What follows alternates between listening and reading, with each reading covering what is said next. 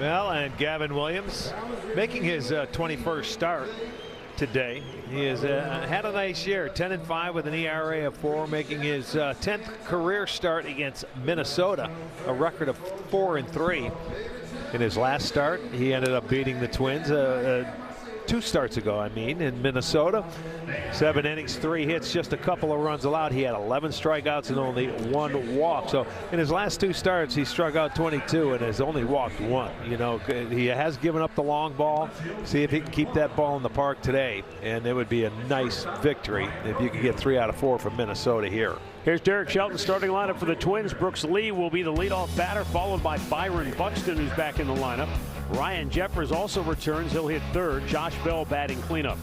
Cody Clemens hits 5th. Royce Lewis is 6th. And Austin Martin, Luke Keyshaw, and Ryan Kreidler. That gives Derek Shelton 6 right-handed bats in there against Gavin Williams. And the defense behind Gavin today looks like this in the outfield. It's going to be Kwan in left field. Helpin will be in center. DeLauder in right. Ramirez back at 3rd base. Rocchio at short. Pizzana at 2nd. Manzardo at 1st. And Bailey behind the plate. Charlie Ramos will call the balls and strikes. Crew chief David Rackley is down at 1st base. Nestor Ceja over at 2nd. And Willie Traynor is your 3rd base umpire. Game time temperature this afternoon, 72 degrees, not a cloud in sight, plenty of blue skies on a gorgeous day to wrap it up. Doesn't get any better than a day game like this at about 72, where it's just perfect. Fans still filing in as we get this game underway here today. Get your sunglasses on and get ready to catch a baseball. I just saw Helpin out there checking out the sunshine, putting his glove up there. Yeah, you're going to need some help from your sunglasses and using that glove and the hat, everything. Absolutely. Brooks Lee steps in to lead it off. And the switch hitter swings and fouls it back out of play. Lee had a big 3-run home run last night, propelling Minnesota to their first win in the series. Overall, they've won 5 out of 9 against Cleveland head-to-head. No balls and 2 strikes. Lee has gone 4 for 9 in the series, and he has hit in each of his last 5 games overall. Yeah, he's been rolling. He's put up some pretty good numbers. 15 homers, 56 RBI, 15 doubles, 6 stolen bases. Gavin's 0-2 pitch. Just outside.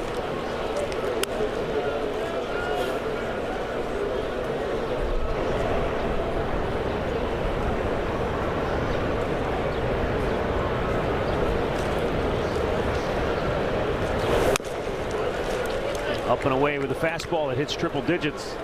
Evens the count at 2-2. Cleveland enters play today 1 game back of the White Sox in the Central Division standings. Minnesota 5 games off the pace at 50-53. Cleveland's record 54-49. Guardians about to embark on a 6-game road trip. They're 27-24 on the road this year. 27-25 now here at home. The 2-2. Swing and a miss. He struck him out on a breaking ball down and in.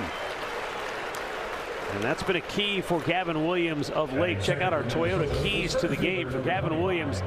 He wants to keep punching. Archie has struck out 22 of the last 51 batters that he has faced. And for Stephen Vogt, he said the key is that he's been strike 1, getting ahead, putting the hitters back on the defensive. When he can get strike 1 or put a hitter behind in the count, 0-2, 1-2, he's outstanding.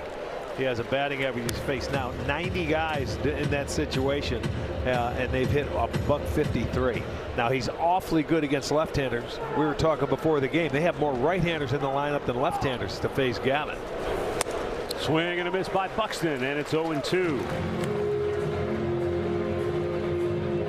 Buxton missed some time with that hip injury, so they're kind of easing him back into the lineup. Did not play last night, but he's hit in 4 straight, and he's the motor that drives the engine from Minnesota. 0-2 pitch. and a little high. Yeah, I think Derek gave him the night off last night because he's had good numbers against Gavin. He's 4 for 10 with a double in his career.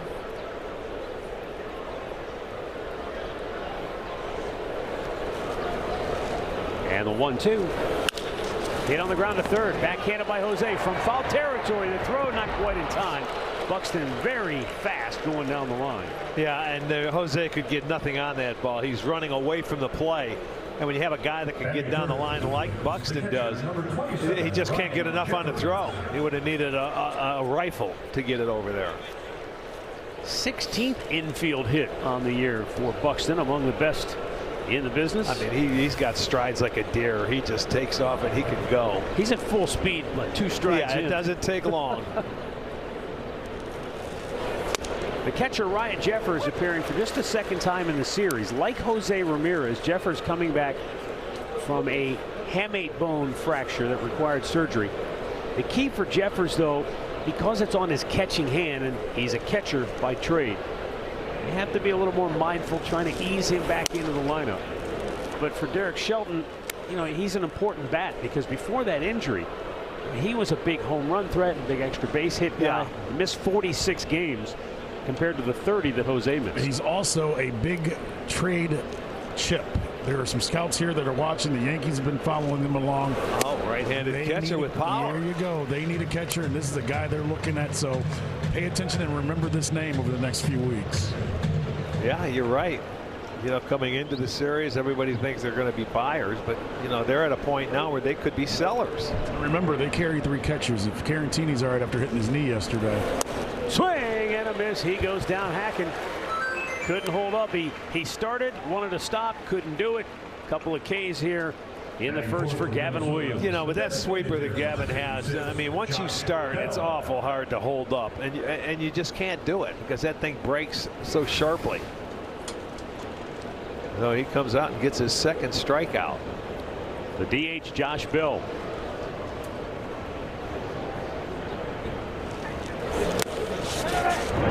Throw back to first, and Buxton gets there safely. A nice back pick attempt by Patrick Bailey. Speaking of trade chips, I'm sure Josh Bell is on a lot of teams' radars as far as if they could pry him loose. He is 8th in the American League in runs batted in, 3rd in doubles. Matt, I feel like he's been on that list for like the last 4 years now. He's one of the, he's one of those That's vets. what happens. You're right, because he goes into a town and plays maybe a year, and that's it. And if you're not on a contending team, if you're on a team that's going the other way. Right. Yeah, exactly. Hey, we've got this guy here, and if you can get some pieces for him, because you may not bring him back again next year, that's exactly what they do. A switch hitter with 62 RBIs can help any lineup.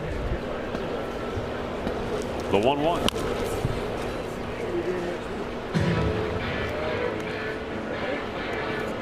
There's another good count for Gavin.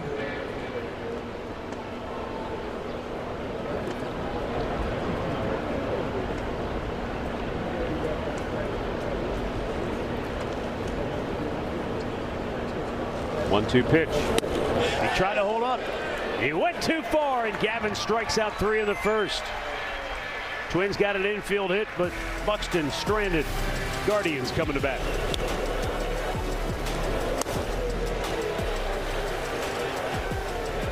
The Guardians starting lineup presented by Progressive. Stephen Kwan in the leadoff spot. Jose Ramirez bats 2nd. Chase DeLauder hitting 3rd. Brian Rocchio, Travis Pizzana, and Reese Hoskins in the middle. Kyle Manzardo, Patrick Bailey, and Petey Halpin batting 9th.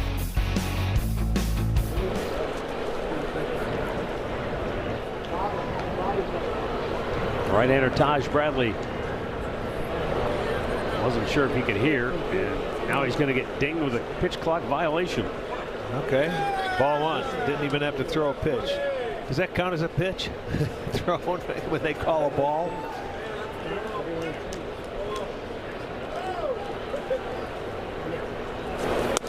Bradley fires, and it's in there for a strike. 1-1. Stephen Kwan has hit an 8 out of 9, 20 of his last 24. And in those 24 games, batting .368. He is back to being the catalyst at the top of the order. Yeah, I like that too. He's back, and I'm sure he's enjoying it. But they have their work cut out for him today. Bradley, a guy that's been throwing the ball very well, 25 years old. They got him from Tampa Bay for last year, July 31st, for Griffin Jacks, another good pitcher that Tampa has and uses as an opener. How about that? Yeah, he got dinged up by the Cubs in his last start, but outside of that, to your point, Rick, he's been very good for Minnesota. Before that, his last outing, they've won his last 6 starts, and he is personally 4-0 with a 287. And one of those starts came against us. That was back July 7th in Minnesota. 7 innings, 3 hits, just 1 run allowed, and that was a solo home run by Hoskins. However, I would offer you this. What do you got? Very small sample size, but since the All-Star break, did you know the #1 hitting team in the major leagues is your Cleveland Guardians with a .314 team batting average? Let's go. You got to get Bradley early, boys. Yeah, absolutely, Andre. Good point. Quan takes off, got a great jump.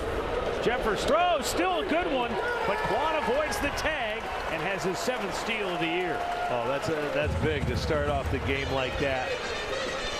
You get that steal, and Andre, yeah, a 6.16, ERA, 6.16 ERA in the first, and it goes down every inning. Yes, so get him early. We saw that cutter looks more like a slider. It was nasty when we were in Minnesota. Arch, when he gets going, he's hard. But you mentioned something. They traded him for Jacks. You usually don't see Tampa Bay give up arms like this. No, at 25 years old, you're right.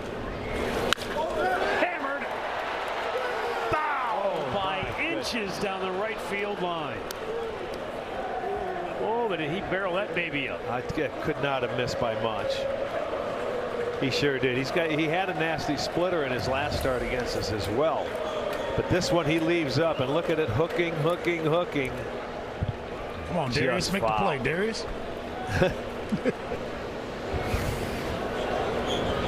Ball and 2 strikes now for Jose.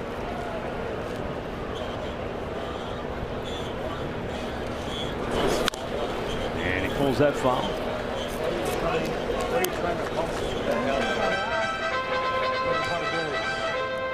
2 for 5 with a run scored and 2 runs batted in last night in his return to the starting lineup.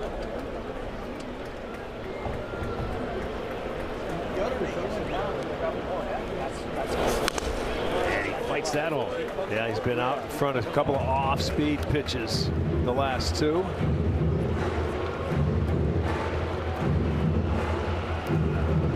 May take Jose a little while to get comfortable seeing breaking balls. The more pitches he sees, the better off he will be.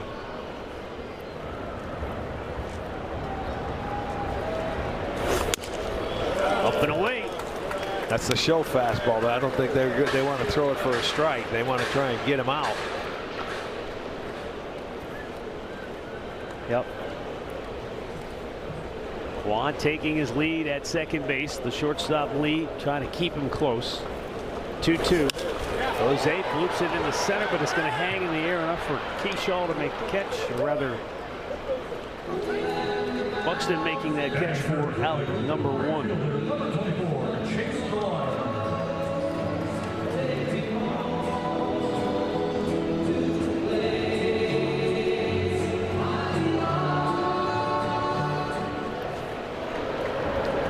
So Chase DeLauder, he is 8th. Look at that, 8th in the American League in batting average, entering play here this afternoon.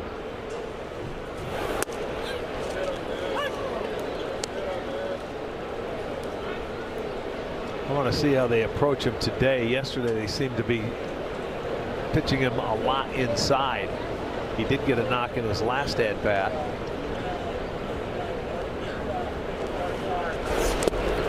In the dirt, nice block by Jeffers.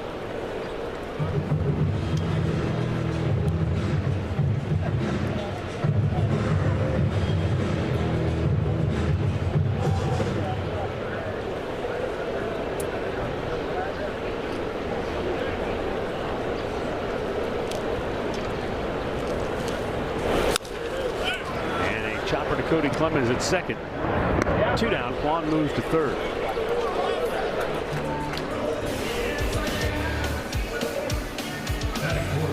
StatCast 3D powered by Google Cloud. 8 coming on the cutter, 8 on the four-seamer, and 5 on the splitter. That's his last start against us. And in his career, he's this is start number 5. He's 2-1. He's pitched well to a 1.54 ERA in his 4 starts. Big swing and a miss by Brian Rocchio.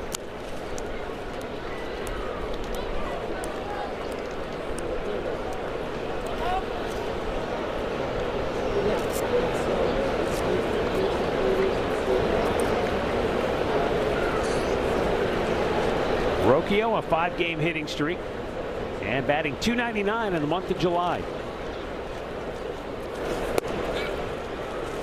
Good curveball from Bradley, and he gets a hit 0-2.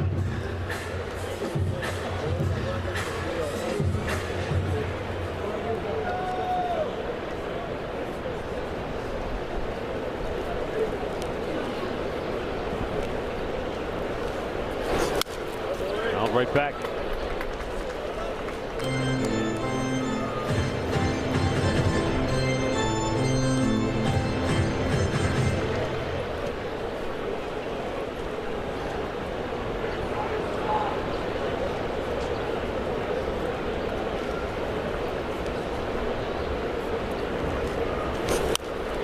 Spoils another one.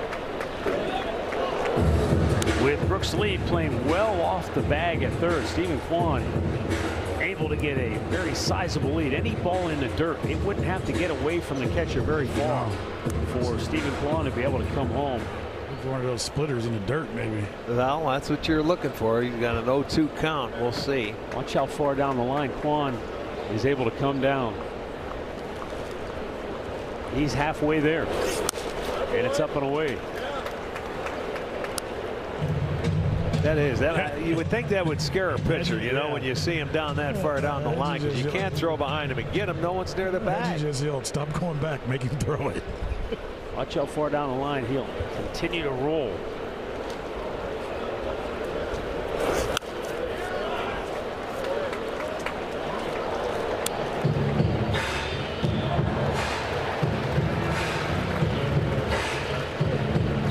Well, if you're a catcher in this situation and you have that thing going on right there, when you put down a splitter, you're definitely looking inside. I mean, in front of the plate. Watch Kwan for a now bouncer. Continue to creep down the line.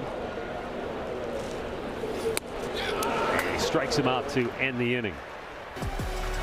We played 1, no score here in Cleveland. Plus is brand new this year. You can stream MLB Network 24/7 in the U.S. and select out-of-market games every week. Plus live radio broadcasts of every game, game day 3D, big inning, and minor league action. Visit MLB.com, MLB Plus to subscribe today.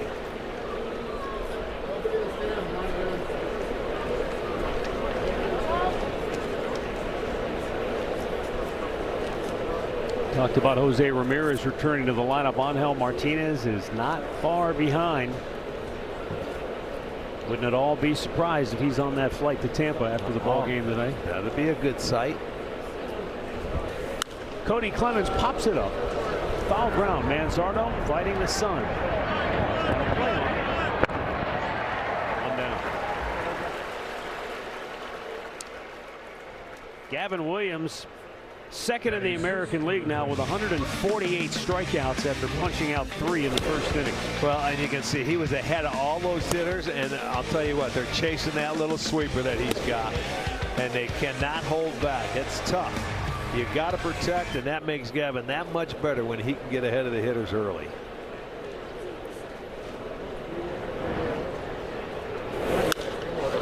First ball swinging, Royce Lewis. A lazy fly ball to center. Little. See Petey Halpin using that bare hand. Did you see that big exhale when he caught it? Yeah, that's scary, man. When you go up there, you have no clouds and see nothing but blue. And it's coming down at you. It's in the sun. It's not an easy thing to do. You take it for granted. But that's going to help Gavin. If he can get ahead of the hitters, they'll swing, and you can have some early outs, you know, on pitches 1 or 2. And that gives you an opportunity to go deeper in the ball game.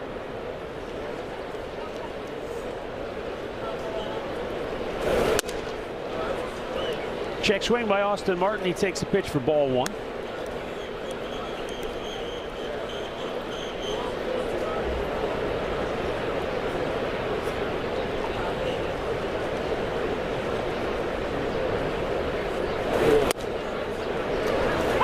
Martin has a season batting average of .238 against right-handed pitching, but against Gavin Williams, he's 4 for 7.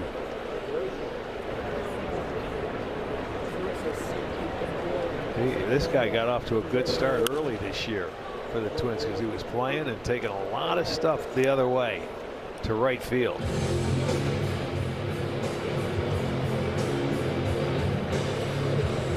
Another 1-2 count for the big rig.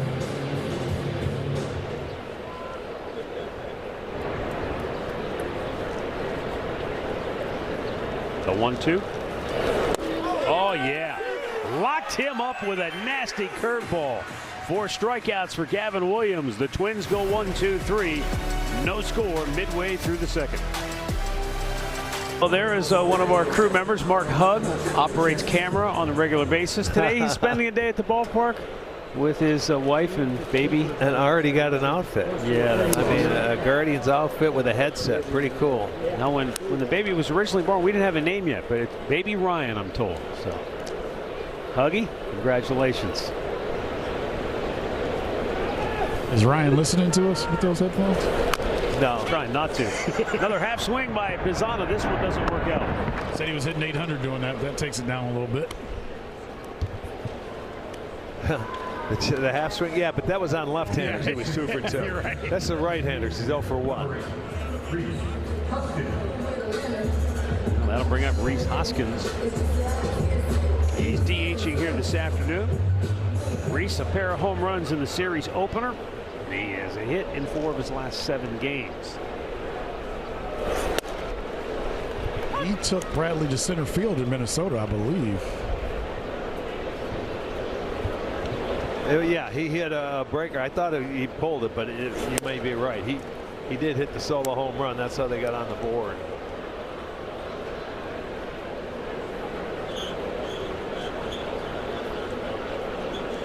Oh, 2 pitch. And ran that one inside.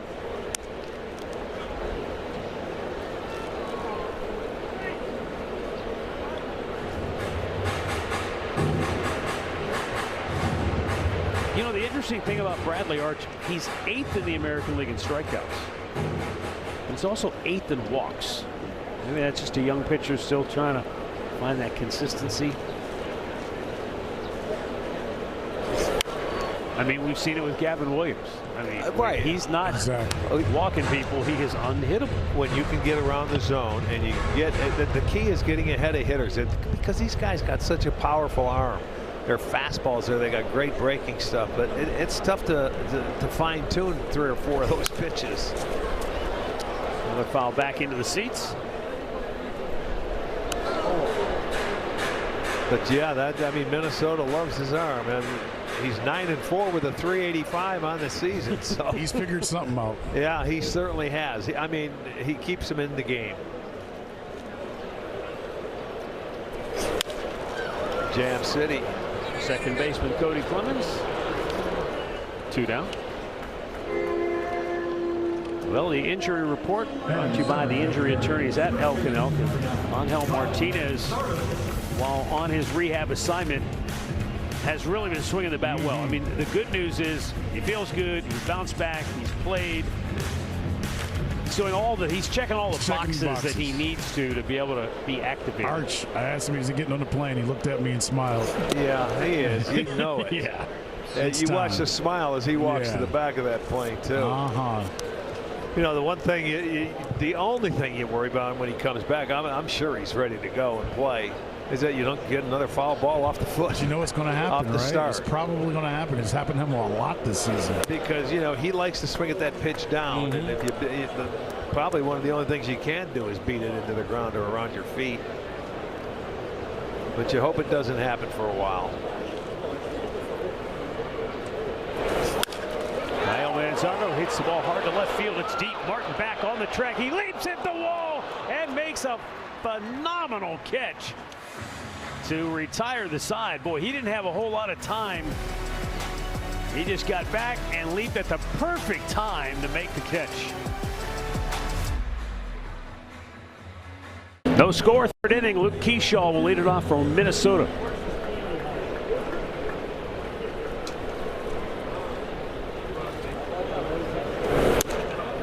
The only hit for Minnesota, an infield single by Byron Buxton in the first. Gavin has struck out 4. Keyshaw 1 for 7 in the series. And that's saying something because this guy has a .483 on base percentage in the month of July.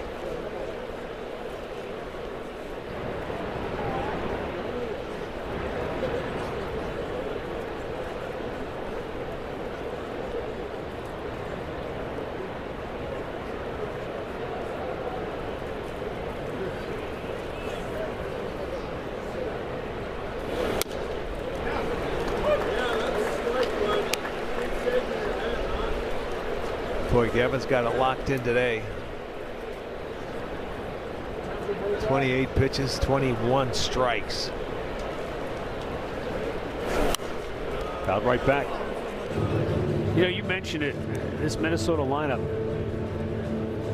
I mean, the numbers bear it out. They're one of the best offenses in the American League. And you think about the Twins, think about the White Sox. Yeah. We just saw the Pirates, who are leading the National League in offense. Think back to Milwaukee. We've seen some really good lineups, and the one thing all those lineups seem to have in common, they're not predicated on just hitting the home run ball. No, they're putting it in play a lot better than, you know, and I think it's changing. We're watching it change where you're getting to see some batting averages go up, you know, where they try to cut down on strikeouts and maybe put the ball in play and use more of the field, center part of the field. That middle of the field approach. That's a great. Whether it's a teaching principle or just the style of hitters that are coming up. Toronto. A lot of these guys are young hitters. Right center. DeLauder.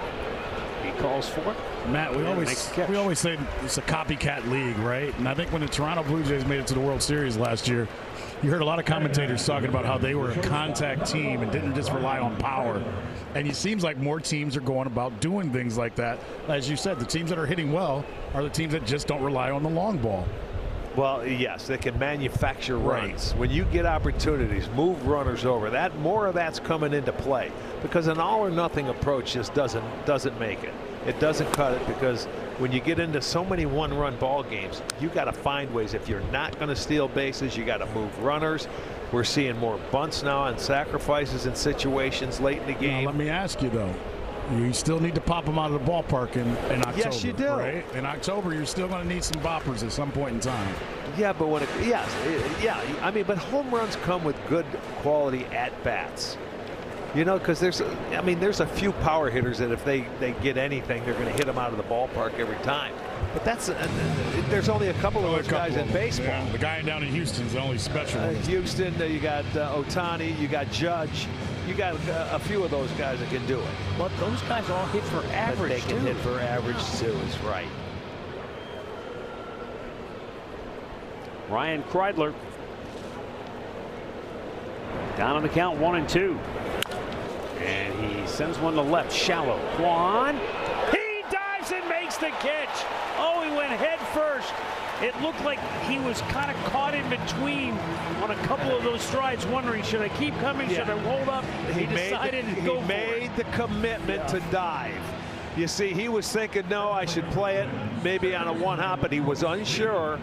And all of a sudden, the last minute, you got to sell out. As a matter of fact, DeLauder had to play like that, you know, earlier in this homestand, and it didn't happen, and the ball got up. You know, once you commit, you got to get after it. Brooks Lee yanks it foul, struck out his first time up.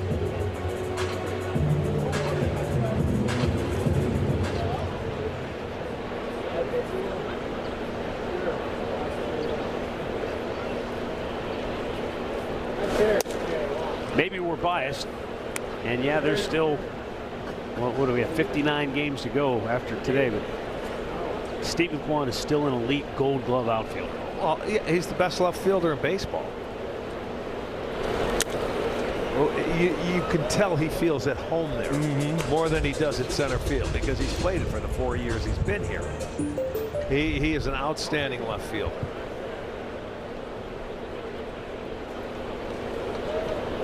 The 2-1. Stephen Vogt said that there's still a chance we'll see Stephen Kwan at center field again at some point this year. But he said the way we're constructed right now, this is our best defensive outfield. And you see, when you don't make as many moves, the defense will be better. They'll get better. They'll get to know one another. When you start shifting people every day, and a lot of the time, it's tough to get solid defense. We saw that play with Petey and Kwan the other day. When where it's like we're so used to Kwan. Between the two of them, they cover a lot of ground. And I mean, that defense is only going to get better once they really know each other. And you have to play together or next to each other for quite a while to get a good feeling. Payoff pitch, he jammed it right at home plate. Bailey just out in front of the dish. Takes care of it to retire the side. They go 1-2-3 in the third thanks to another Gold Glove caliber play by Stephen Kwan. Yes, he does. Look, we're certainly biased because we watch him every day. We've been around him for 4 years. I think I speak for all of us that on a personal level, forget the professional thing, on a personal level, we're just thrilled to see Stephen Kwan having some success because he works so doggone hard. He cares so much. It was painful to watch him go through those offensive struggles. So to see him kind of bust through the other side, it's been really a joy. He's back. He feels it. I mean, he's back to where he knows he should be. And we talked about it, I would say, a few weeks ago, where he started to come out of it. You would see slowly. And he said, hey, you can always have a great second half. That's right. And you can come to get picked up and still. Oh, are you kidding me? Ryan Kreidler just stole one from Patrick Bailey. It looked like it was going to bloop in perfectly, but Kreidler, give him credit, he never gave up on it. Boy, that was a superb catch. Back to the infield. Look how far out he went. And he was looking for the center fielder. He knew that it was his ball, so he never gave up. And what a fine running catch going away from the play. I mean, that's just like a wide receiver in the end zone chasing it down. I'll tell you what, with two terrific pitchers on the mound, both defenses have come to play here in the early going. Last thing on Kwan, though, everybody's talking about his back. He looked at me last night and he smiled and he goes, not yet, Andre. Don't say it just yet. No, you know he's going to continue to say that for the rest of the year. Not now, Andre. And in September, he'll be doing the same thing. Not now, Andre. Exactly. I thought you were going to say that he looked at you and said, I never went anywhere. But you know what, though? It kind of plays into that, Matt. He said the one thing that's helped him, said if this is 4 years ago, he said he would have been in trouble. But because he's been around as long as he's been around, he said, I just kept fighting it, kept working at it. He goes, because I've seen veterans go through this. He goes, that's where it's huge to have someone like Jose that constantly tells you, just find what works and then ride it out. Yeah, because people are looking at him as a veteran now after 4 years, and they're thinking, oh, when are you going to start? So he started. And he will continue. 3 balls and a strike for Petey Halpin. See if he can get on base and get something rolling with Kwan waiting on deck. He's hitting 6 of his last 7 games. Halpin finding his swing. I like the short swing where he drove one the other to left field yesterday. Into foul ground. Lee has that for out number 2. Here's the other thing about Kwan as he makes his way to home plate.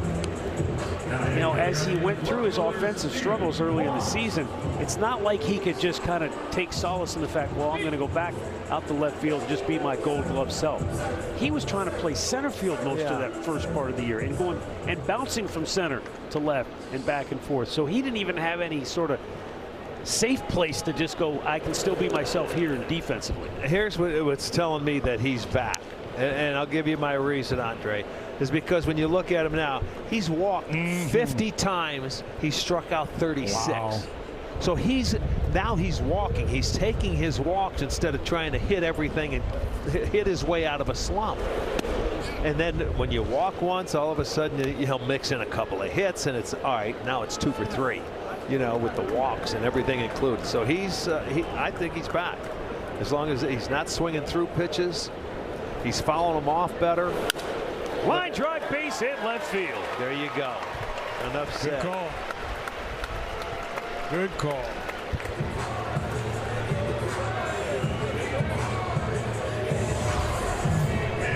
Years from now, what kind of a hitter was Stephen Kwan? There it is. Yep. That's the video you show. Yeah, right absolutely there. right. That's automatic. You know, he's got that in his back pocket. That's what we say about the hitters. 2 down for Jose Ramirez. Fly to center, first time up. Posey was frustrated the ball that went down the right field line. He said he was just a second too quick, Arch. Yeah. And you talk about it. Since he hasn't been playing, timing is still going to be different from hitting off a cage, and that's where he was kind of frustrated. And Junior Betances said, just keep swinging, stay where you're at. You're no, right. Yeah, but you know how Jose is. He wants to be perfect. Right. It's going to take him a little bit, but it's going to. You'll know. How about this? Nope, it's going to slice foul. He'll be mad because that didn't go fast. So, I mean, he'll be telling you that if he doesn't get a hit here. What did I tell you guys upstairs before the game? I go, I want Hosey back to mad. Yesterday, he was happy to be back. Yeah. I like Hosey when he's mad and frustrated. I'm telling you, he'll be mad if he doesn't get a hit here because he felt he should have had one there. 2 down and the count 0-2.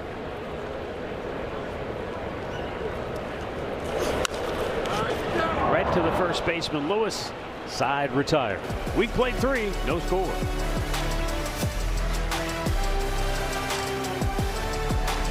There's 21,500 in the kitty as we speak, so we're going to see it go up.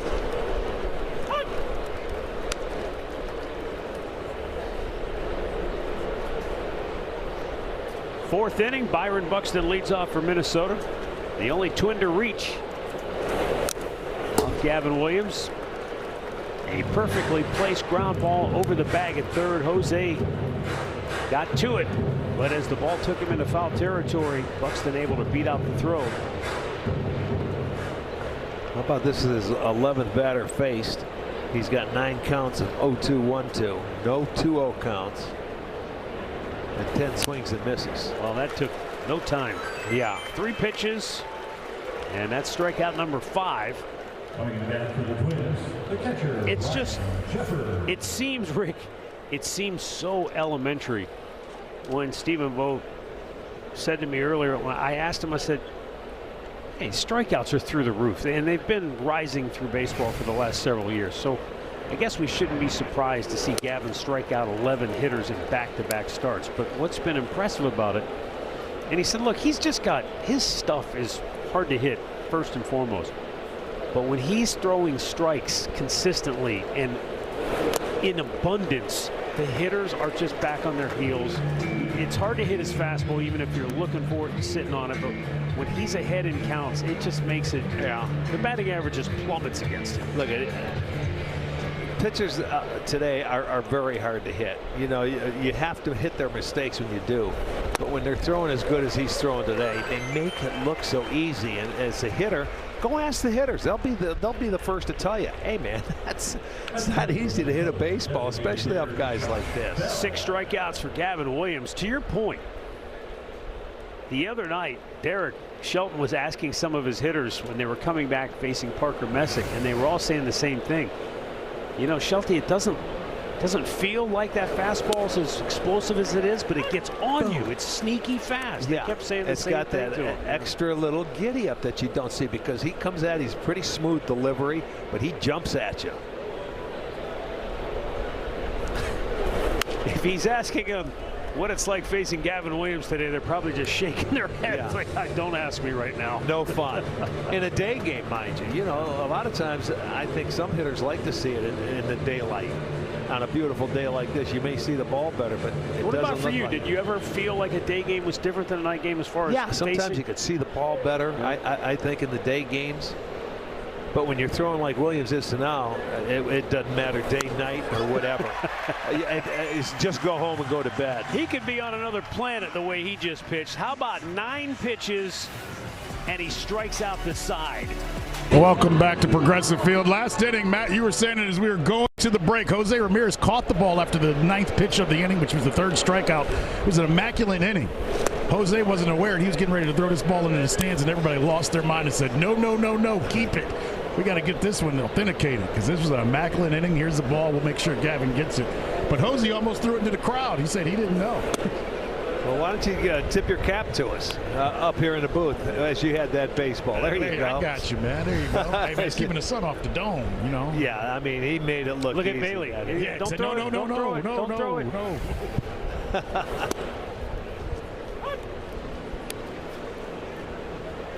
Who coined the phrase immaculate inning? That's a great question.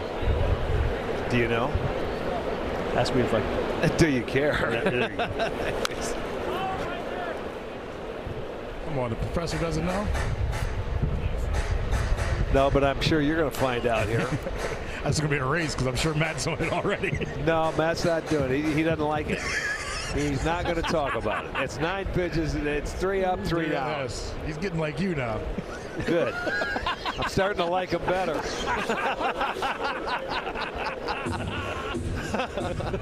Good answer.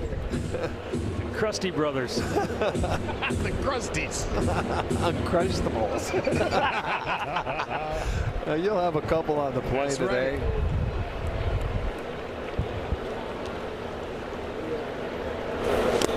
Almost hit him. He dances out of the way, and it's ball 4. Second leadoff walk for Cleveland. Well, what they have to do, they got to find a way to get a run across the board.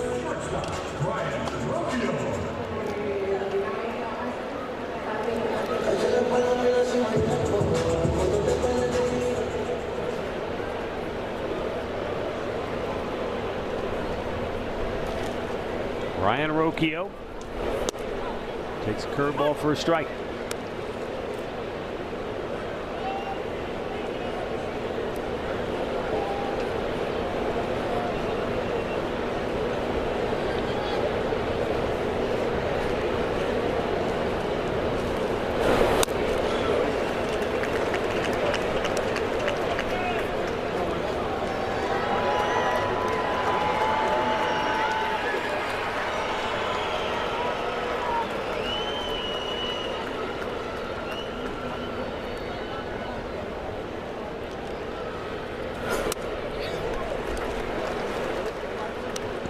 Two balls and a strike for Rocchio.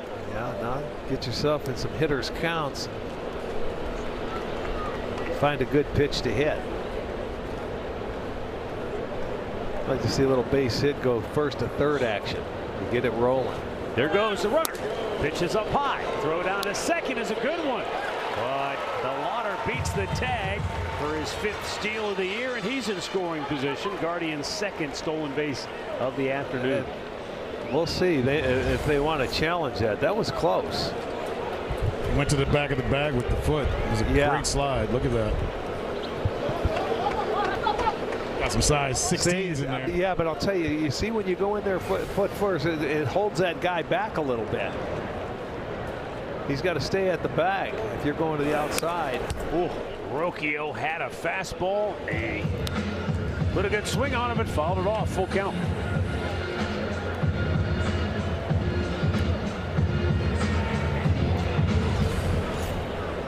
Yeah, it is a good swing. This is one where, as a hitter, you're saying, man, I had a good pitch to hit, and I just fouled it back. And you get a little upset.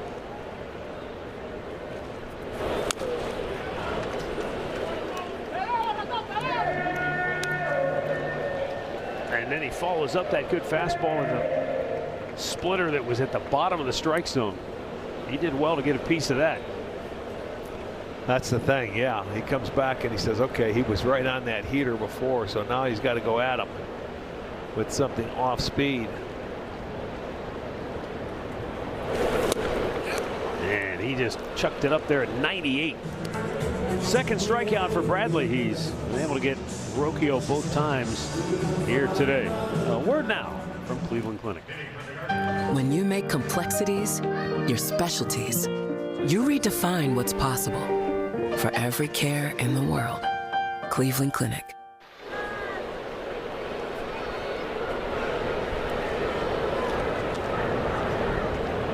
Travis Bazzana looks at the ball up high.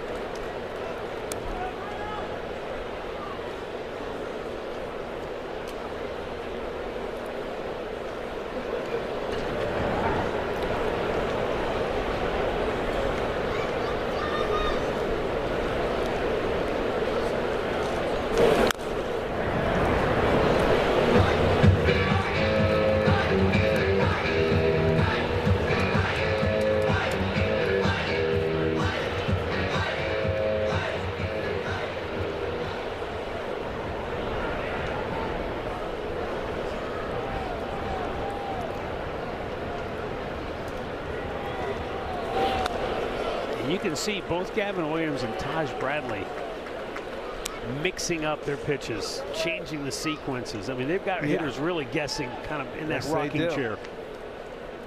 Well, they both have excellent arms. You know, when you look at Bradley, his four-seamer's 96, 97. Cutter's about 90. He's got the split finger and also the curveball. And they're fouling that pitch off that you can't hit. That's the fastball you got to hit one time. You can't keep fouling. We do a good job of seeing guys take great swings, but they just don't put it in play. They foul it straight back.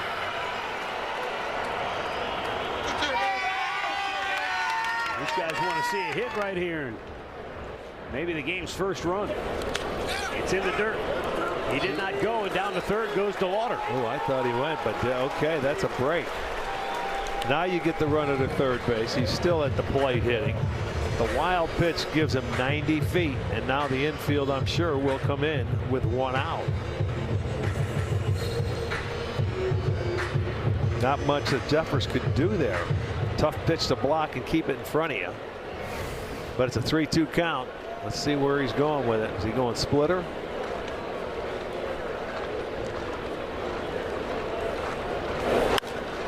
Popped him up on the infield. Kreidler, the shortstop. 2 down. Well, the Guardians will be back here at the ballpark for a 6-game homestand July 31st through August 6th. They'll take on the D-backs and the Mets, and you can visit CLEGuardians.com to check out all the great promotions to get your tickets today. You know, that's what I was just talking about. He's got hitters sort of rocking back and forth, trying to, and you're thinking he's maybe the splitter. He ends up cutting a fastball or a slider down and in. I mean, it just hard to pinpoint him at times. He wasn't going to get a fastball in that count, I didn't think, with first base open. You slow it down and see how he wants to swing at it.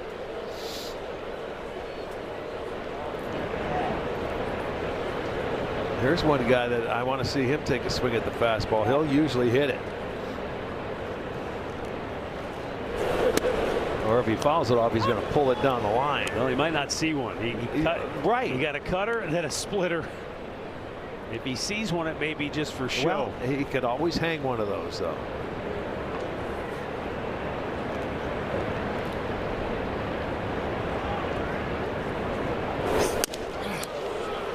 High fastball at triple digits. Third strikeout for Bradley. He works around a walk and a runner in score. Fifth inning brought to you by your Northeast Ohio Ram dealers. No score. Cody Clemens leading it off for Minnesota. And a first pitch breaking ball in there for a strike. 41 strikes out of 52 pitches for Gavin. Unbelievable today. There's a liner in the right field. Second hit of the day for Minnesota.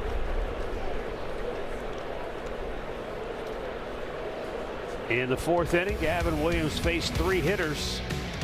It took 3 pitches to strike out Byron Buxton, 3 pitches to strike out Ryan Jeffers, and 3 pitches to strike out Josh Bell.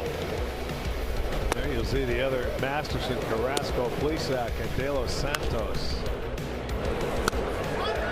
I know if you don't like the immaculate inning, I'll come up with something else. Immaculate inning, 3 pitches and 3 outs. How about that? You ever seen that? Probably. Yeah. I mean, but you don't think about it. You know, you guys go up there and, you know, you can get 2 outs on the first 2 pitches, but normally it used to be the managers would make somebody take one or they'd be upset.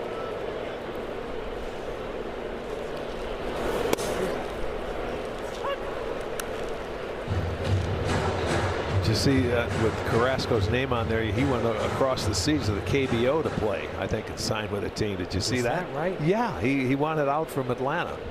Well, they only released him about 4 times this year. Yeah, that's right. He was sick of it, so he says, "I'm quitting. I'm going over there." There's no quitting, Cookie. No. But did you see the lineup when that put out their AAA team the other day? No. Had over 60 years of experience. Carlos Santana was hitting third. I want to say Andrew McCutchen was in that lineup. Really? Ronald Acuna was in the lineup as he's coming back on a rehab assignment. But They're having an old timers game this weekend. I said it to Matt the other night. I was blown away by the lineup because it looked like a veteran lineup. Oh, they're just stockpiling guys just in case. Yes. Just in case something happens. Okay. And if you don't mind going to Gwinnett to play for a while, hanging loose. Well, they lost a cookie They monster. had Rowdy Tellez in that lineup. The home for players who don't want to go home. Yeah. They had Rowdy in that lineup. I didn't realize that's who else they had. That's your man. That is my guy. He's hitting cleanup the fourth spot. DH McCutchen. I'm surprised McCutchen is down. Well, Ronald, that's just got to be a brief rehab, right? He's got to be on his way back. Yeah. He is. There goes the runner.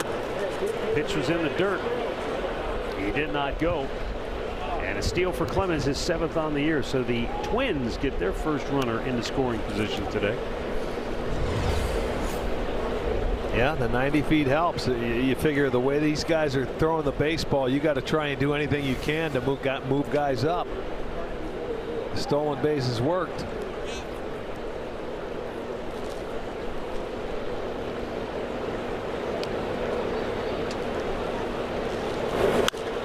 Popped him up. Rocchio. One down. Word here from Wayside Furniture. Refresh your outdoor space with stylish savings at below market pricing. Shop Wayside Furniture in Akron, keeping it local since 1937. Austin Martin comes to the plate, called out on strikes his first time up.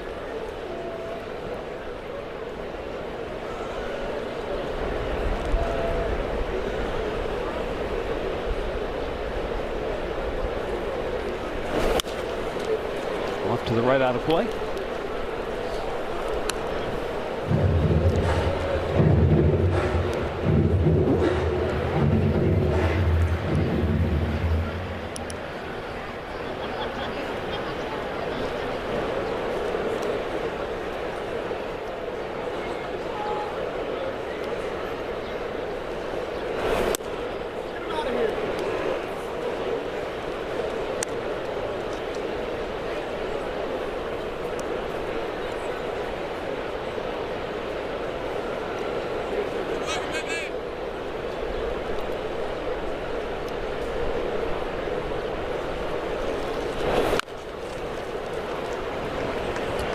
Guys, I don't know how much you guys were able to pay attention to the sound from Gavin in the beginning of the game, talking about going north-south down the mound. But it was a great conversation because he told me, you used to look back at the scoreboard to see how hard he was throwing. He goes, but Carl's helped him realize that when he's not going north or south, it doesn't matter how hard he's throwing. Right. And, he said now he can look at different numbers. And he tells him, is he coming down the mound the right way or is he coming off a little bit to the side? And he says that when he does that, that's when the ball will run the way he doesn't want it to run, Arch. Well, he's working beautifully today. Today's the day you want it. He is on top of it, and the command is outstanding. These pitchers have been so good today. In the first 3 games of this series, these two teams had combined for 68 hits. And today, we've seen 3. Yeah, that tells you. And a few punch outs to go with it. Trying to hold up, and he ends up fouling it off. He's bearing in on him. Well, Matt, you think about it, this is the second game in a row Gavin's had against him where he's darn near been unhittable. Well, he knows it. This is a big game today. Coming into it, if you win this game, you win the series, and that makes a big deal because you only have 3 more games left with them, and they're in the playoff hunt as well, and you don't want them to get the upper hand and win the season series. So this is a really big game for Cleveland. Swing and a miss. Another strikeout for the big rig. Number 8 on the afternoon. 2 down here in the 5th.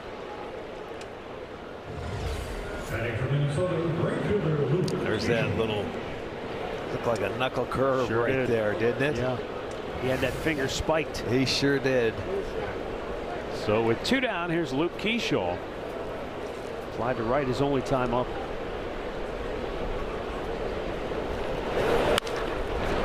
Ground ball to short. Rocchio has it. And the side is retired. We're halfway through. Still no score. Fireworks show presented by Gusto. Get your tickets today. CLEGuardians.com. Kyle Manzardo pulls one foul at the first base side.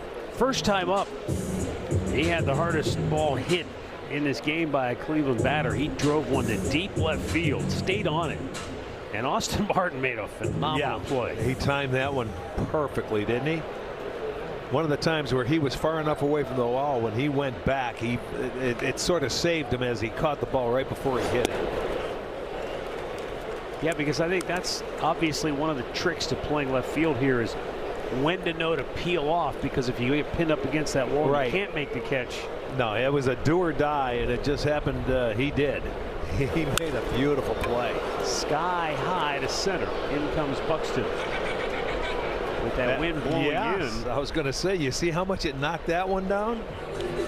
One away. Patrick Bailey coming to the plate. Liberty Mutual Insurance field coverage. Guardians catchers combined since June 8th between Bailey and Hedgie. Look at the offensive production that you're getting from a position that previously was kind of a black hole in the middle of the lineup. Or not in the middle, but in the bottom part of the lineup. They basically become two starting catchers. Arch. Either one you put in there, they give you great defense, and now they're giving you something at the plate. That's it. Always helps, man. Always needed.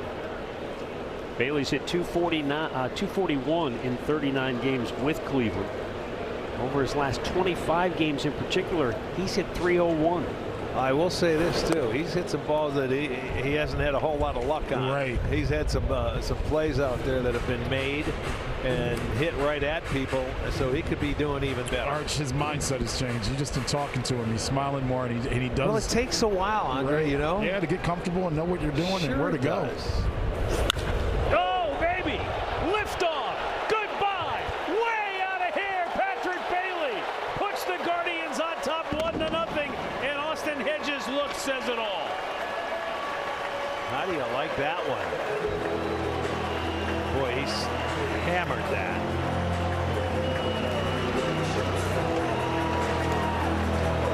I want to see the tail of the tape on that when they say 419. Felt like 450. It doesn't matter. I'd just like to see one on the board. That's their 16th homer. So they've out-homered the Twins on the year 16-6. And that one couldn't have come at a better time. Give them a 1-0 lead for the big rig on the hill. That's what I love about Hedgie. I mean, one of the things, there's a lot to like about Austin Hedges. Just when you watch him, the quality teammate as he is, but that's a bomb by Patrick Bailey, and he was leading the cheers. Exactly.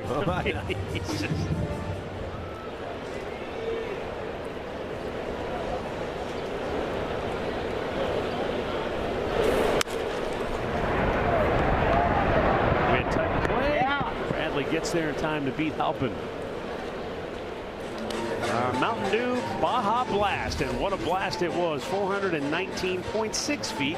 That means baseball fans score 2. Unlock your free 20-ounce Baja Blast by registering now at BajaBlastHomeRuns.com. Well, that one feels good when you're a hitter, and you know right off the bat it's going to go. You got your time to jog around the bases.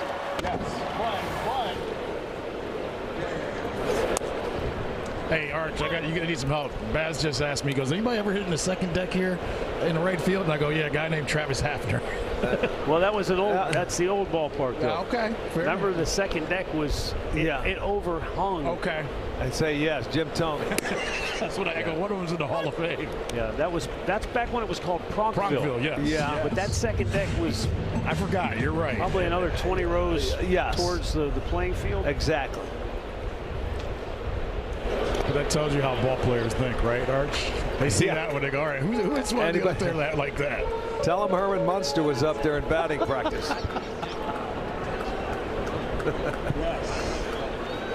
Oh, look at you. That's Fred Gwynn for those of you scoring at home. He's asking me, he goes, didn't Zimmer hit one off of Zimmer pretty far here, too? Look at, he's a student of the game. Who was that? He said Bradley Zimmer hit one off of his brother here pretty far, too, that he thinks possibly would have went in there. You got to remember, Travis used to come home from school in Australia, and he would watch the games that had already been played. Strike 3 called. one out looking to end the inning. After 5 innings, 1 run on the scoreboard. And oh, what a majestic run it was.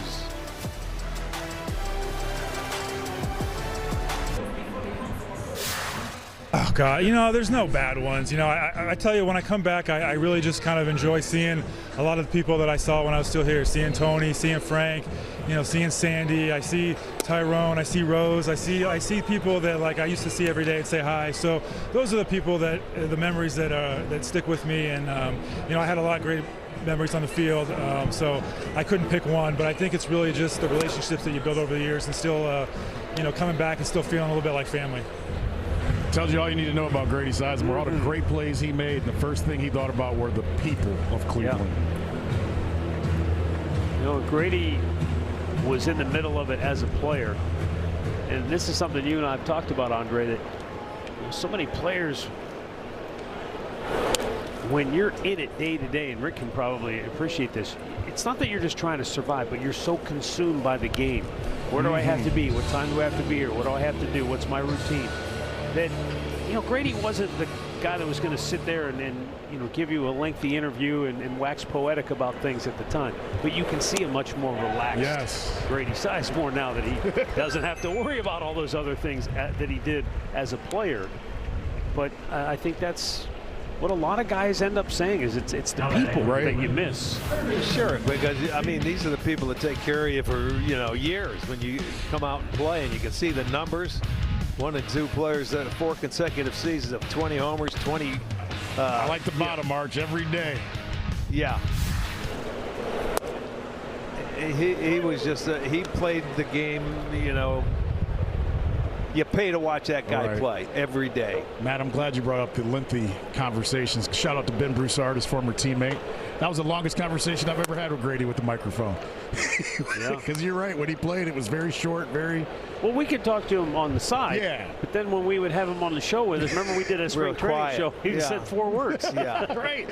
He was never a man of words. I started interviewing him the other day, and I was like, man, who are you? And he looked at me and laughed. He goes, I'm a lot more relaxed now, Andre. Yeah, he was a heck of a football player when he grew up in the Northwest, too. Brooks Lee 0 for 2. Gavin, the 1-2 pitch, and a teaser missed outside.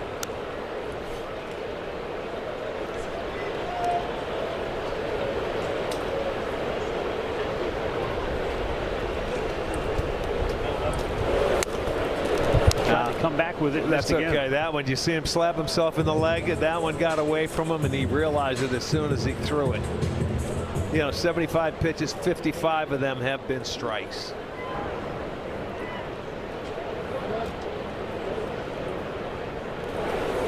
And the 3-2, weak contact. Nance Arnold will take it himself. 2 down. A word here from Bet365. Did you win? Let's just say the next round of omelets is on me, fellas. Bet $10, get $200 in bonus bets. 2 down for Byron Buxton. He singled in the first, an infield hit, struck out his last time up. And it was on 3 pitches. A little low.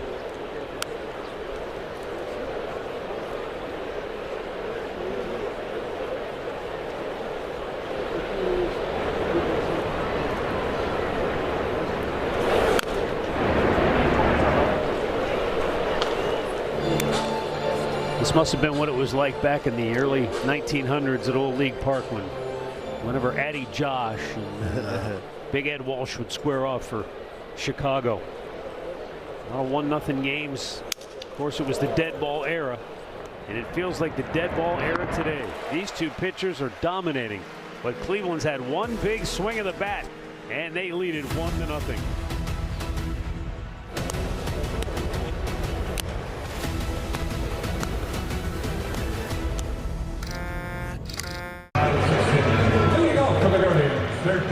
Jose Ramirez chased a lot. Brian Rocchio will bat here in the 6th.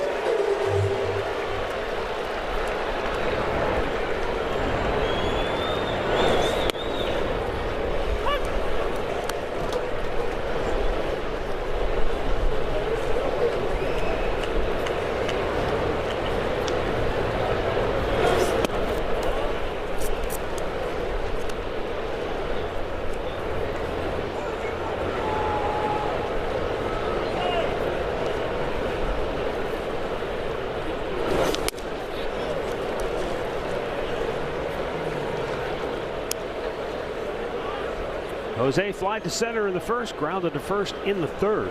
He's had a couple of close calls, though. Sent a screamer down the right field line that was inches foul in that first inning. And then sliced one foul up the left side in the third.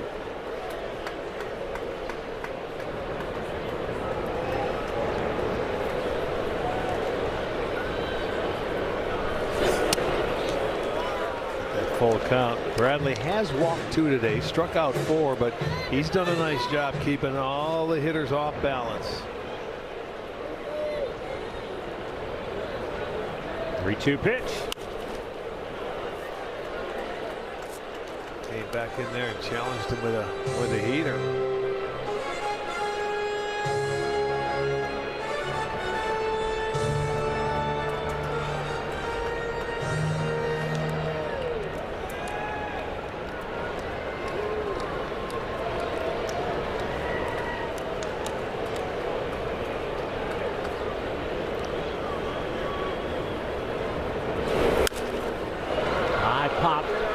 Wynn's going to push this one toward the netting. Oh, yeah. Just couldn't get to it. Caught a break there today with that wind, blowing it into the netting.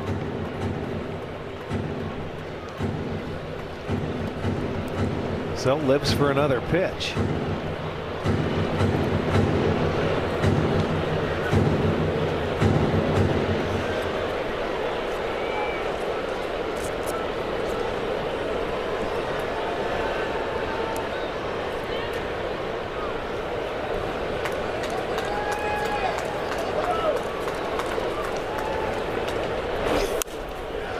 Out of play. We often talk about, you know, the wind and its effect on a ball to the outfield. You know, whether it's a home run ball or one that looked like it might have had the chance to get out, but the wind knocked it down. You forget how many foul balls end up out of play. Right. And the hitter's going, "Thank you, wind." Yeah. Well, you're right, but it doesn't happen often. You always hear the ball when you hit it so well and it doesn't go anywhere. Third walk. Draws that leadoff walk. Third time, as you say, the Guardians have had their leadoff man aboard via the free pass. Haven't been able to take advantage thus far. We'll see what happens this time around. Yeah, I see something rolling. And as I said, a big game in this series. Minnesota would like to, you know, even the series up at 2-2. They go home and they get Oakland and Kansas City, and we head out to Tampa and then Cincinnati. And we would certainly like to win 3 out of 4. Now Chase DeLauder with Ramirez at first. Some action guys on the base and in the box. They'll keep their eye on Jose for sure. He still leads this team in 24 stolen bases. How about he's still 4th in the league after a month of not having. I know it, and he does have.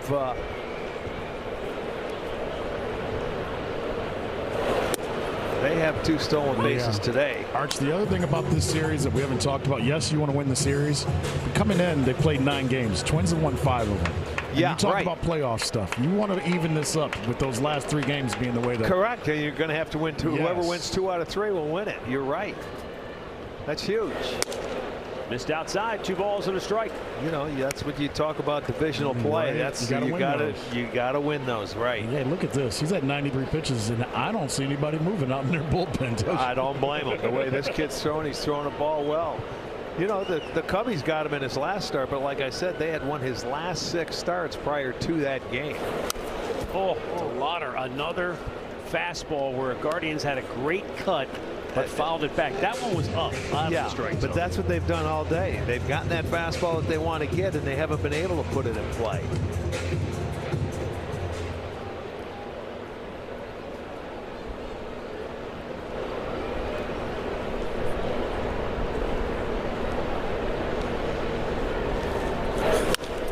Ground ball right at the third baseman Lee. He goes to second. There's one on to first. And they get the double play. Lewis able to hold the bag long enough. Did he? He stayed on it. It was close. I know DeLauder was. I didn't see Sandy make any. Give Lee credit. He got rid of that ball in a hot minute. Yeah, he did. And it was coming out of his glove quick, but he did a great adjustment to get it over to second. So 2 down, and up comes Brian Rocchio. Has struck out twice today.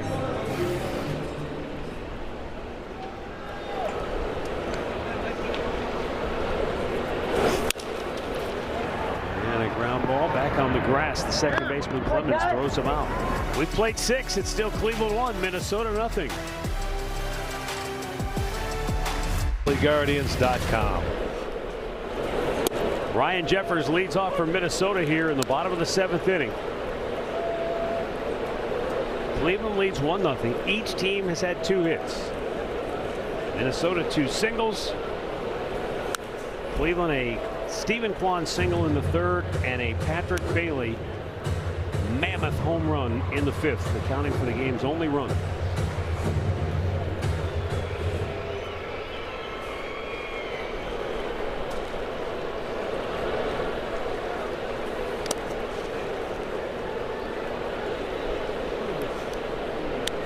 Throwback baseball for sure. Yeah, this is fun. This is a great pitching matchup.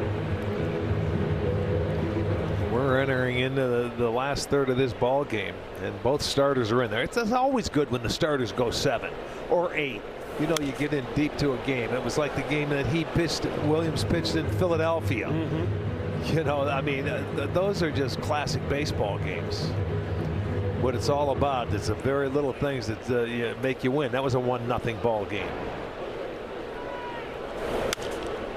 Off to the right, out of play.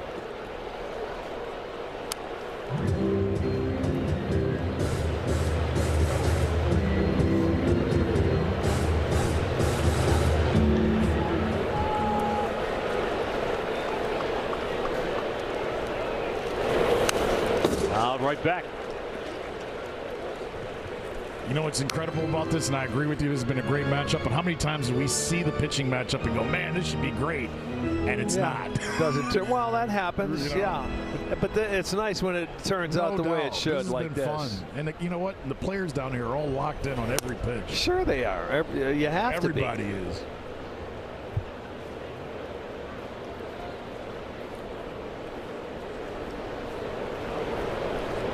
It's nice to see the 2 starting pitchers. It's almost like they're going at each other. Right. You know, they're attacking the lineups. They're not settling them down. 4 hits in the ball game, and I mean that's just the one thing the starters always say, Arch, when they have something like this is you get into a rhythm as a starter too, because the other guy's quick, you're quick. Yeah, and you know what I mean. It builds a rhythm for both sides. Sure does. You know, until eventually you're going to see they're going to hit their pitch counts, and then you're going to have to go to that bullpen. But hopefully, Gavin's at 88. He can get him through the 7. A challenge coming from Patrick Bailey. He thought it was strike 3. Call on the field is a ball. The catcher is challenging. Be very close. ABS powered by T-Mobile, and it is strike. Bang. Got him. Strikeout number 10, 3rd consecutive game. Has 2 challenges remaining. Gavin Williams has reached double figures in strikeouts. That's the other key of knowing this has been a great pitch game. We haven't seen any of those. Right. Yeah, they've been on the dish all day long. 10th career strikeout, 10 strikeout game. 6th this year. Josh Bell fouls it back.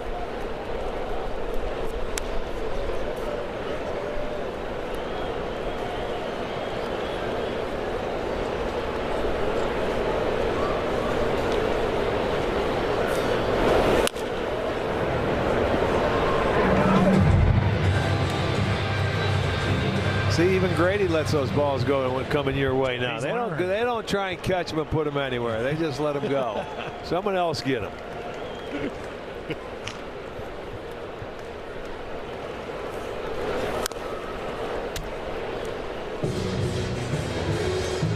Well, you think back to the time in baseball when the pitchers ruled the game in 1968. I wonder if there was a matchup ever where maybe Louis Tion pitched against I don't know, Jim Cott. Maybe they had a duel Gibson like this. against Drysdale. I mean, something. Yeah. But the funny thing, back in those days, the pitcher said, "I'm finishing this game. I'm not going in. You're not taking me out." Especially Jim Cott and Sudden Sam. They pitched 150 pitches a game probably back then. Well, Jim Cott was the fastest worker in all of baseball ever. You know how Burley was? Just Cott was faster. That's 3 consecutive games with 11 strikeouts for Gavin Williams. Yes, sir. And you see, he's just tied him up a couple of times today where he throws that little break pitch down in there, sweeper, and you backhand it. Gavin Williams has been outstanding. Only the 6th pitcher in team history to strike out 11 or more in 3 straight. But what's maybe most impressive of all is that he's done all of that while walking just 1 batter. Yeah, I mean, and that was a couple of starts ago, wasn't it? Was that the first run match? Yeah, I think so. Against Minnesota? Yes, I believe so. Yeah, it was 1 walk. Yeah. I mean, yeah, that was the way of the walk in Minnesota came. Right. Well, that pitch right there is giving them fits. Yeah, that breaking ball down and into these left-handed hitters. That's why the right-handers are in there. We talked about it before the game. You know, we were talking about it, the reverse splits. It's unbelievable for Gavin. The 0-2. A chopper to first and a moral victory. Nice play by Manzardo. Stretch time in Cleveland. Gavin Williams with 11 strikeouts for the 3rd consecutive start. The 5th inning, the only run of this game. And his counterpart, his fellow catching compatriot, Austin Hedges, like all of us, jumped out of his seat. Bazzano with a ground ball to short. Franklin throws it out. 1 down. A word from Levin Furniture and Mattress here. Sink into unbeatable comfort with Lazy Boy recliners, starting at just $395. For an incredible selection of Lazy Boy, shop Levin.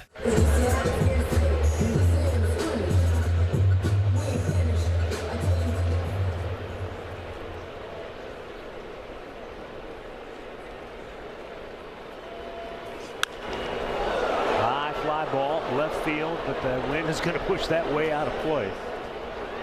You know, Andre was asking about the home run hit by Bailey in that 5th inning, about the 2nd deck. Yeah. And I checked with the guys here at the ballpark. Since they redesigned the ballpark, no one has ever reached the 2nd deck. Right. So, well, that's only been a few years. So that was Travis Hafner's Pronkville, right. Now, and they could go up into that. Now, the boys did look it up down here on their iPads. There was a Zimmer home run that was like 409, but it was more down the right field line. It wasn't in that area, though. So it wasn't in Pronkville. No, it was not in Pronkville. So they're looking down here, too. Now, I will say this, and I can't wait to tell Patrick. His would have been out of all 30 ballparks, so that may have been a splash in San Francisco. Yeah, but you know what? It only counts for 1 run. The old man's always old crusty up, dude. Way to ruin the story. Okay. It definitely would have been a splash in Pittsburgh, probably, right? Yeah. PNC. Absolutely, PNC, yes. But it would have been out of San Fran, too, and I can't wait to see his smile when I tell him that.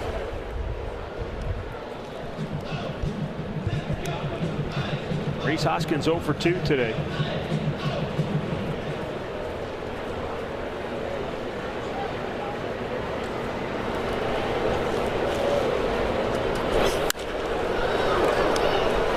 Pop, shallow right, and in comes Keyshaw.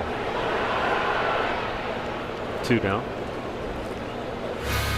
All right, here you go. This might not go to Pronkville.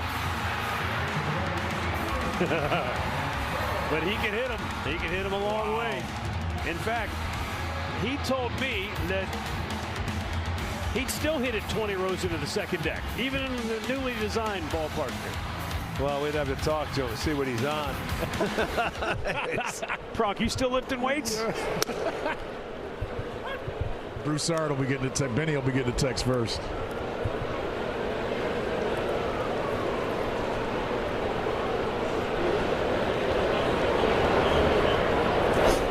Kyle Manzardo checks on a ball in the dirt. 1-1. Both bullpens are busy. Gavin's day is over. Hunter Gaddis will be coming on to pitch the 8th. And the Twins have a right-hander getting hot as well. This will be the end of the line for Bradley. Well, it's a matchup we expected, that's for sure. It did not disappoint. Oh, no, sirree. Yeah, you think back to that game against Philadelphia where he went 8 innings, and you had to think that, you know, it wasn't going to be any better, but this one was just as good, I got to say. Bradley has gone 108 pitches. The most he's made in any start this year was back in April. Last start of April, he went 114 pitches against Seattle. Well, he doesn't need it. What a game. This kid pitched great. 7 innings. He gave up just 1 run, striking out 5. Key back, key play of the game. Gavin Williams, 97 pitches in 7 innings of 2-hit shutout baseball. Did not walk a batter. Struck out 11 for the 3rd consecutive start. Boy, what a game by Gavin. You can't ask for anything better. They did get that 1 run that he needed, and boy, he just was painting the strike zone with everything today, getting ahead of the hitters, the swings, the misses. Outstanding. To your point, 23 batters faced. 17 of the 23 batters he had down 0-2 or 1-2. Oh, that I'll tell you, he's going to do that every time with his stuff. Just you can't do any better than he did today. Cleveland Clinic called to the bullpen for Hunter Gaddis. Gaddy on for the 39th time this year. He's got Royce Lewis, then pinch hitter Trevor Larnach in the on-deck circle. And Lewis, a big swing and a miss.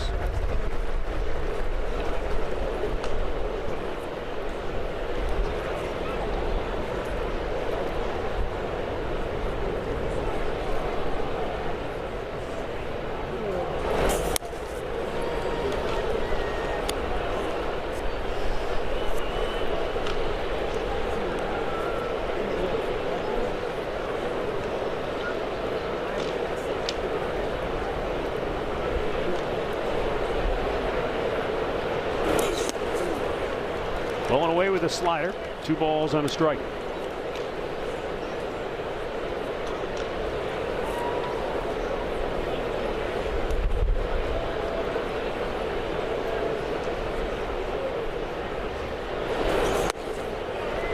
The back end of Cleveland's bullpen is no picnic, but the way Gavin Williams was throwing the ball today, they must feel a sigh of relief to see anybody other than Williams out there in the 8th inning. 3-1 pitch. And ball 4. Leadoff man aboard for the Twins. And now the problematic Trevor Larnach will pinch hit. I say problematic because he's 5 for 10 in the series with a double and a home run.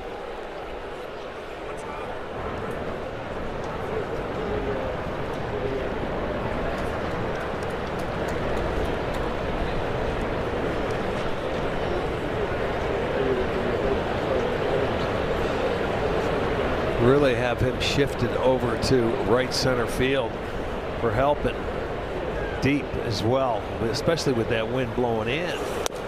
Swing and a miss. Really good first pitch changeup, and Larnach was not expecting that. He must have read fastball out of the hand, and he was fooled badly. Yeah, and had a nice movement to it.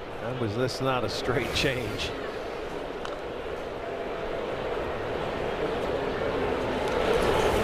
Swing and a miss. He came back with another one, and Larnach looking out at him as if to say, who are you? What are you doing throwing me 2 in a row? He's looking for the fastball.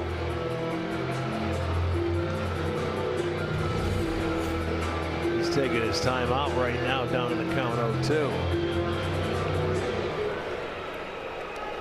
Oh, man. Hey, you're the fastball slider guy, right? No, I'm a changeup guy now. I'm Doug Jones. He struck him out with 3 straight changeups. And he didn't make the adjustments, and he's upset. Oh, well, let's take a look at the 3 pitches he's going to see. All changeups, but watch the movement. Pitch by pitch. Bingo. Strike 1, down and away. Strike 2, down and away. That was 2 miles an hour slower. That one was a mile-an-hour slow. So everyone got slower, and it had a little more movement to it. He didn't want to throw him a strike the last time, but still got the strike out. Now Luke Keyshaw 0 for 2 takes ball 1.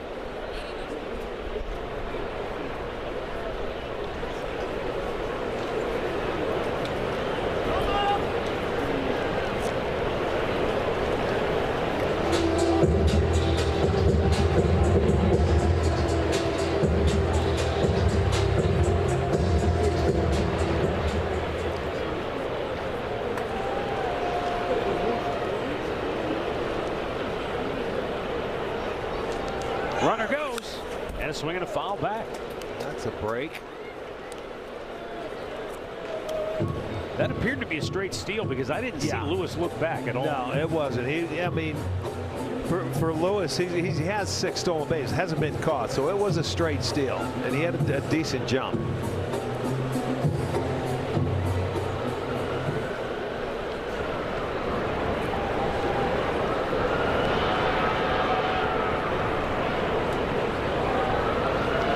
Not running this time, and a pop foul back out of play. 1-2 the count.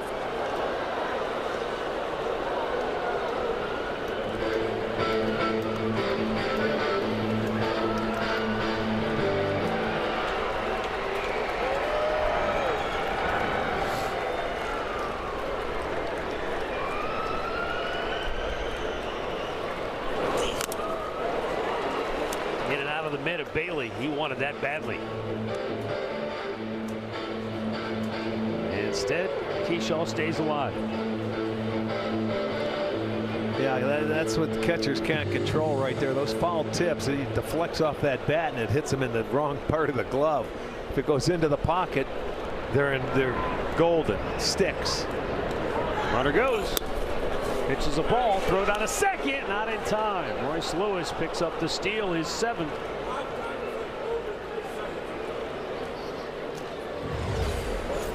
Got a good jump, off and running. But you know, the one thing I like when Bailey did, he can't overthrow it. He was on the money. He did everything. You end up stealing that base off of Gaddis right there. He made a good throw, just not in time. Now a 2-2 count for Keyshaw.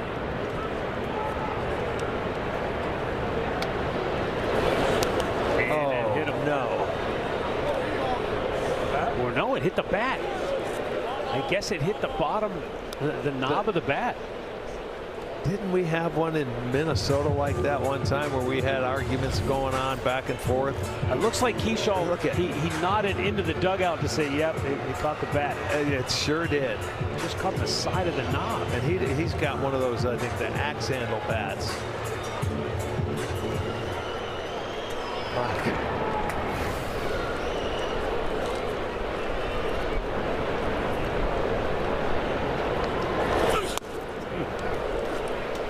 And a full count. Cade Smith is up in the Guardians bullpen. He appears to be ready should they need him for a multi-inning save.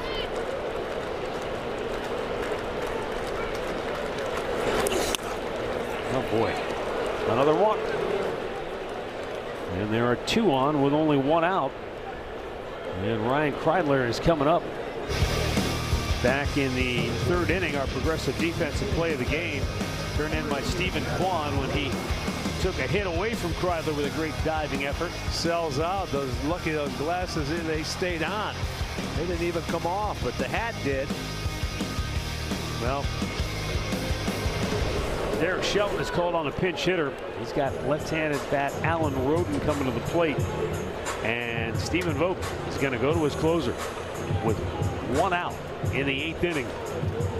He's going to ask a lot of Cade Smith to try to preserve a 1-0 Guardians lead.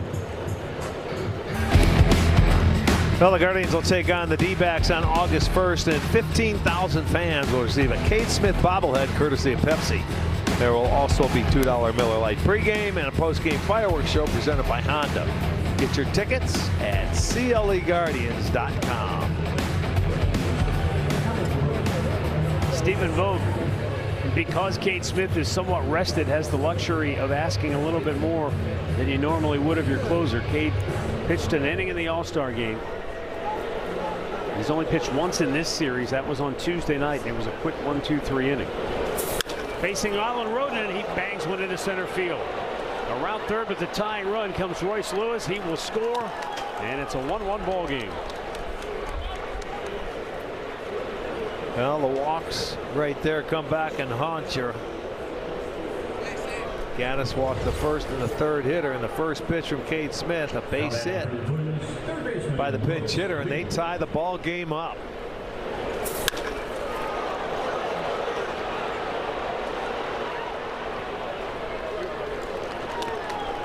And now Brooks Lee 0 for 3 to the plate.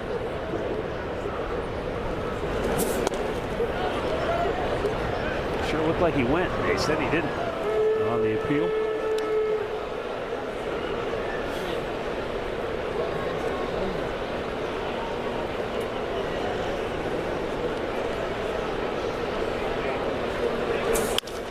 Ground ball. Lozano goes to second. There's one. Back to first. Not in time. There are two down. Now Twins at the corners.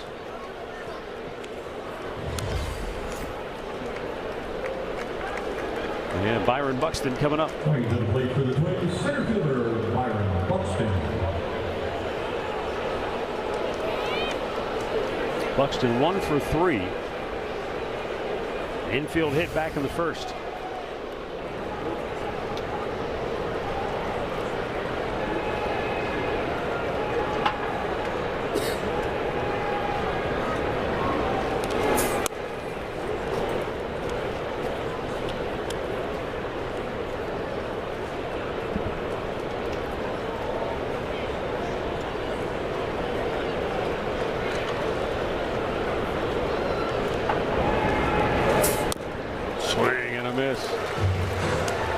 Chase the sweeper off the outside corner.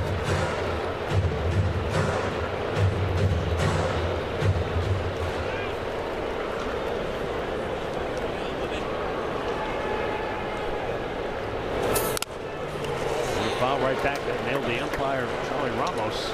Patrick Bailey quick to check on him. He said, I'm all right.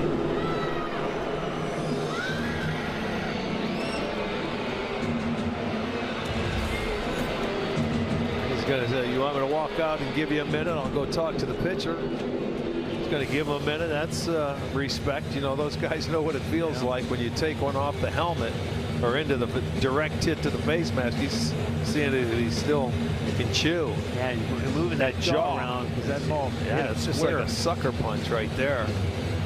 So he's going to give him a little time to stop seeing stars. Andrew Morris is up and getting hot in the Minnesota bullpen. He'll be coming on to pitch the bottom of the 8th. Remember last night in the bottom of the 8th, Kyle Manzardo took him deep for a home run, ending his 18-inning scoreless streak. Right now, though, still work to be done for Cade Smith. The 1-2 pitch. Runner at first goes. And an uncontested stolen base for Brooks Lee, his 7th of the year. Yeah, they're not going to throw it through anyway, so that's why you just take off.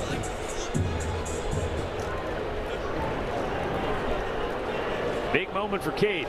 2-2. And he got a piece of that. Did Buxton stay alive, and it got a piece of him.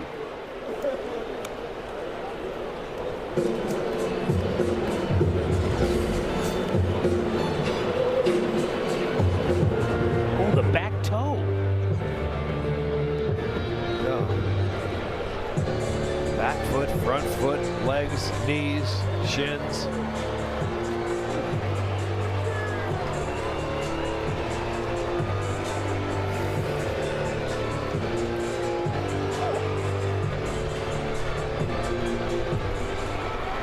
Ball game, but the Twins have runners at second and third with 2 down. And the 2-2 pitch. And a foul right back. He had a pretty good pass. That fastball.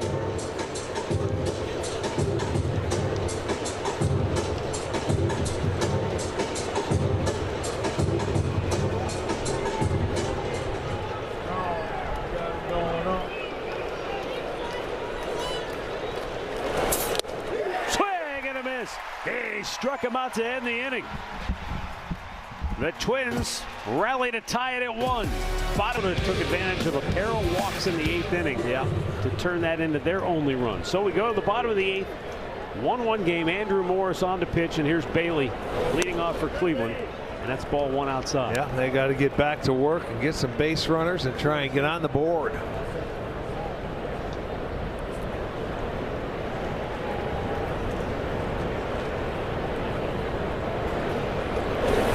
I look down and I've got that they haven't been shut out this year, Minnesota. Oh, they came back and they got the help they needed, a free base runner, and you come back and you get the big base hit when needed. First pitch that came through.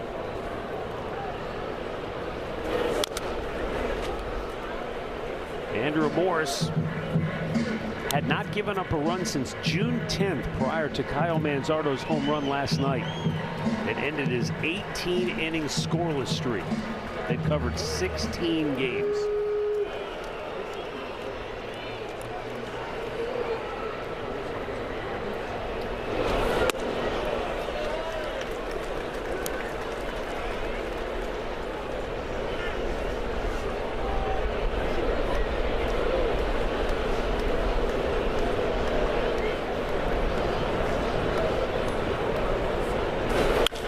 Hard hit ball, and it's scooped up. 1 down.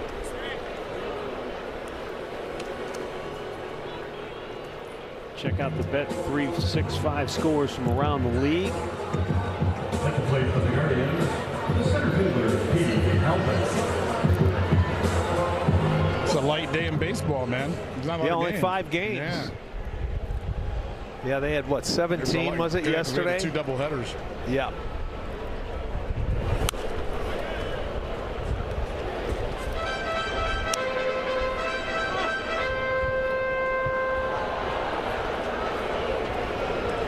The only 2 defenders for Minnesota in their original spots are Jeffers behind the plate and Buxton in center field.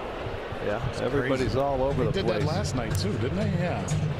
They moved everyone around. Sure they did. They did it after they got that run, a big pinch hit by Captain Error from last night.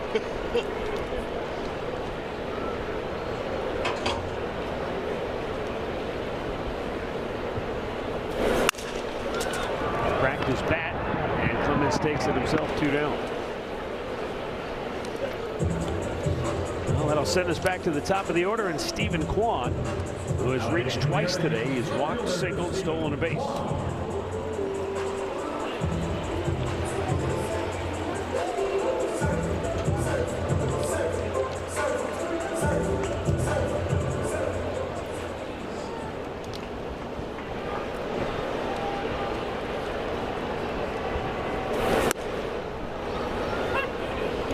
Mile-an-hour fastball in for a strike.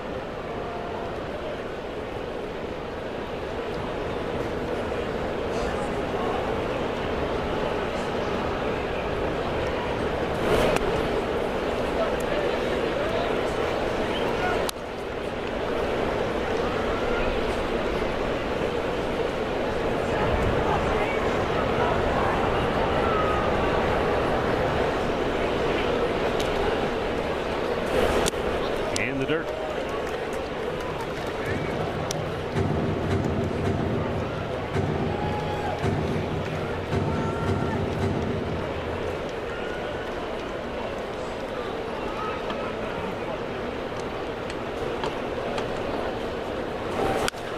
And an inside-out swing, base hit left field. Kwan's second hit of the game, another multi-hit effort. Yeah, John. He's back. 3 out of the 4 times. He's back. Yeah, thank you. He can tell me whatever he wants. He's back. Right, but don't tell him that. He's 6 for 14 in the series. That pitch was down and he just stayed on it and let it go the other way. That's his patented swing. Comes with 2 outs now, so now you got to watch for something in the dirt, and we may. He already has 1 stolen base. We may see him go. Well, wouldn't you usually say let him stay there? You're in with Jose up the plate. Yeah, you're in scoring position anyway. You can see how deep the Minnesota outfielders are playing. They're you hit a gap, Quan will score. Buxton's in another zip code. Yeah, he is. But I mean, that's at no doubles, you know, protect defense. But let's see what happens. He looks like he's pretty quick to the plate.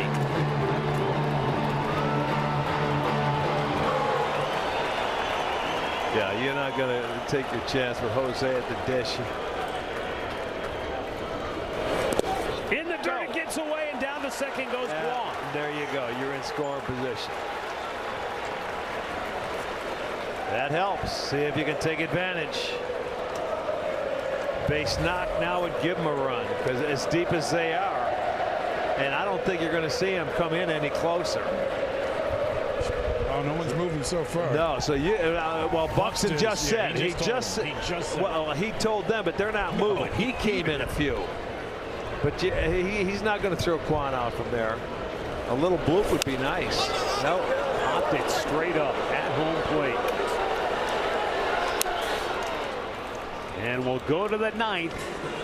Tied at 1. Jeffers and Josh Bell against Gavin Williams today, a combined 0 for 6 with 6 strikeouts.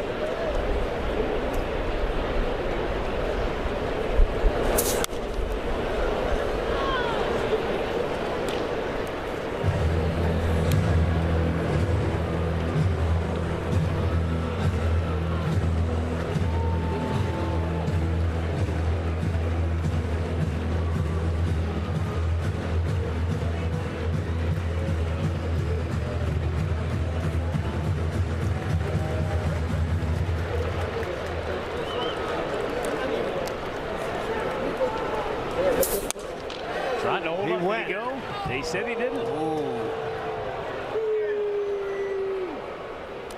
It certainly looked like it. I mean, the way he maybe tried to get back out of the way, that was close.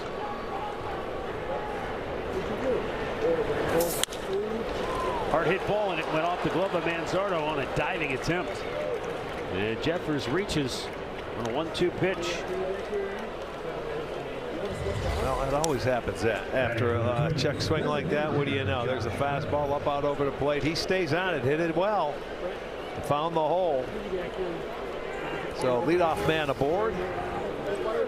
Now Josh Bell. He'll be hacking first pitch. Swing and a miss.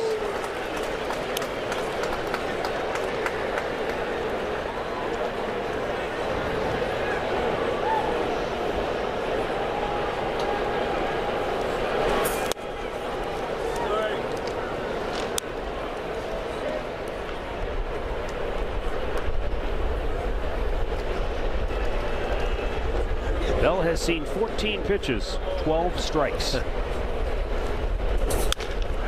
Bouncing ball could be 2 here. Lozano to Rocchio. Back to Manzardo. And they turn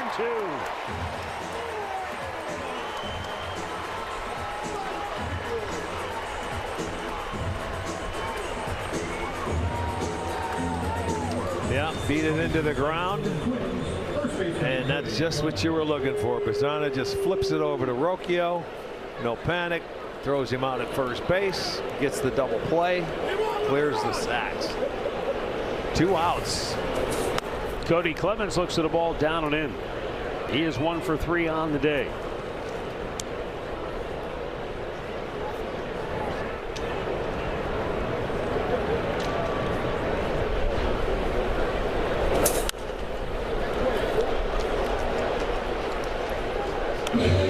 One ball, 1 strike.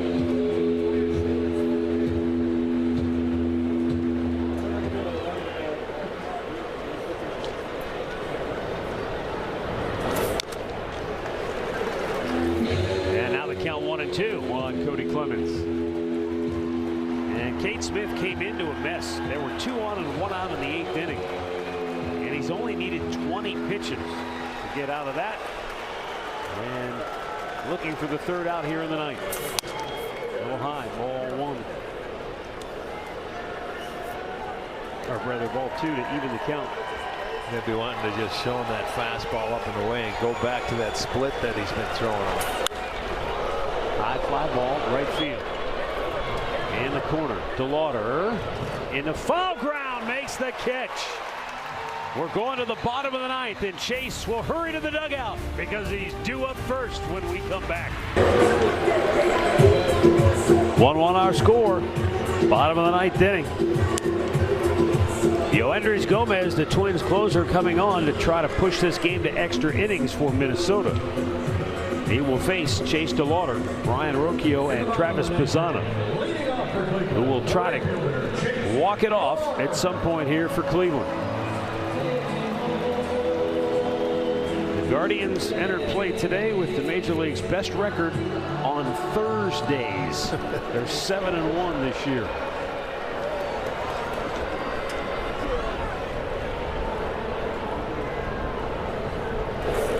And that pitch is a strike on the outside corner. Pizzana had a hit off him last night. The ninth.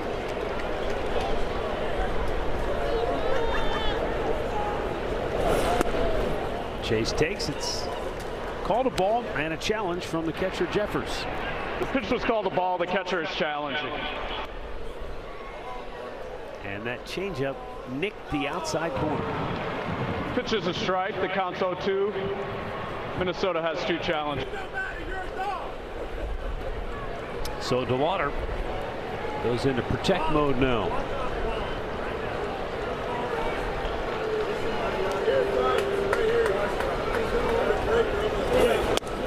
And a little low.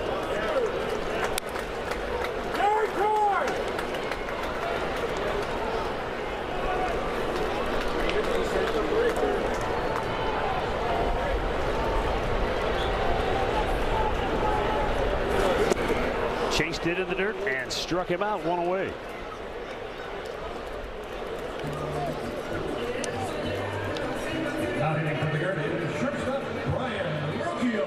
Bottom just fell out of that changeup. And now Brian Rocchio will take his shot. He's 0 for 3.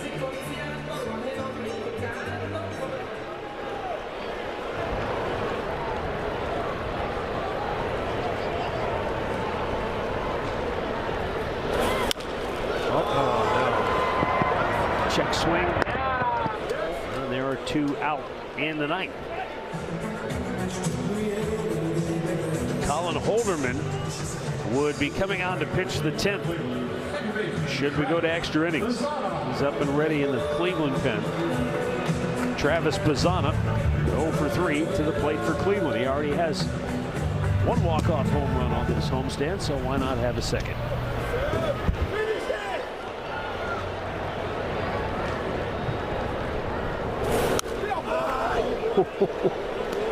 He took a shot. Fastball middle in.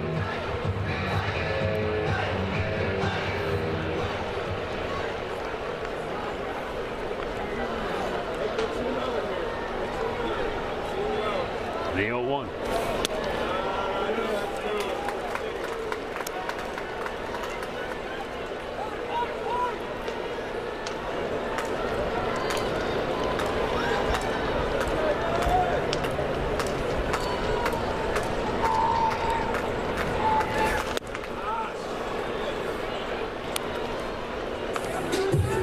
Gomez changeup is a good one because you've seen a lot of hitters.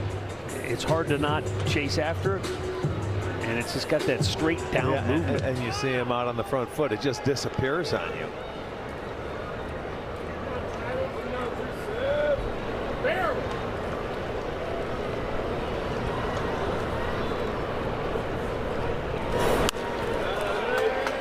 There you see the good movement.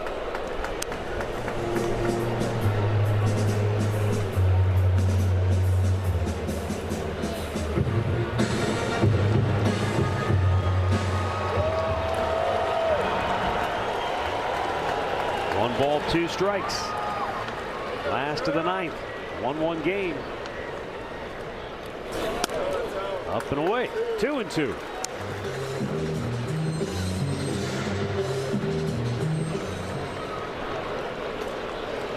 Should Pizzana reach, and he has walked 3 times in this series, Rhys Hoskins would be next.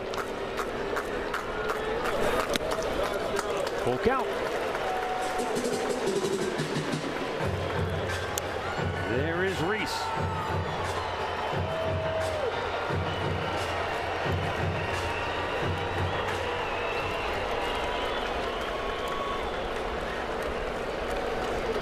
Yoendrys Gomez with the payoff pitch. Strikes him out looking, and Bazan will challenge. Call on the field is strike. The batter is challenging. ABS powered by T-Mobile, and Bazana has himself a walk. The inning continues. This is the ball. Ball 4. Franklin has challenge.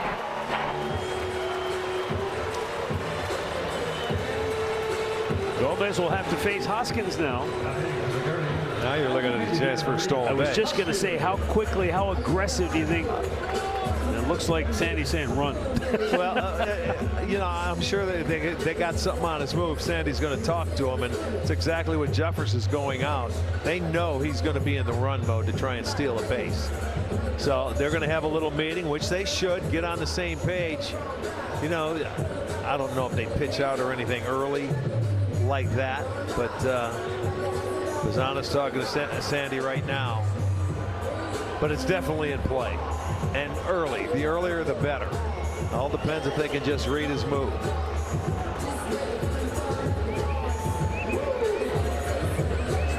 Now Rhys Hoskins, the batter, 0 for 3 this afternoon. But Rhys is a guy that he hunts that fastball early and counts. Yeah, he does. So they could have been just talking about that as well. He hunts it middle in. You may see a first pitch changeup. But that's why you may want to run early. Bazana dancing. He holds, and the pitch is outside, ball 1. But you see, that's what it does. It may speed him up a little bit to go to the hitter where he doesn't have his command of his pitches, and you know, you'd get Hoskins in a good count to hit him. Minnesota's outfield is as deep as you can be. And he fires that pitch, fastball inside corner for a strike, 1-1.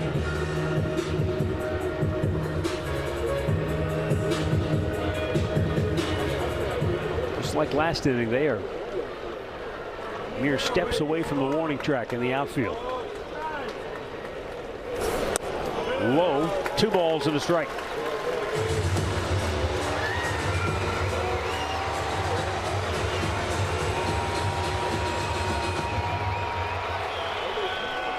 Hoskins he's hunting probably 1 pitch in 1 spot here. Good count to run on though. It's outside, 3-1.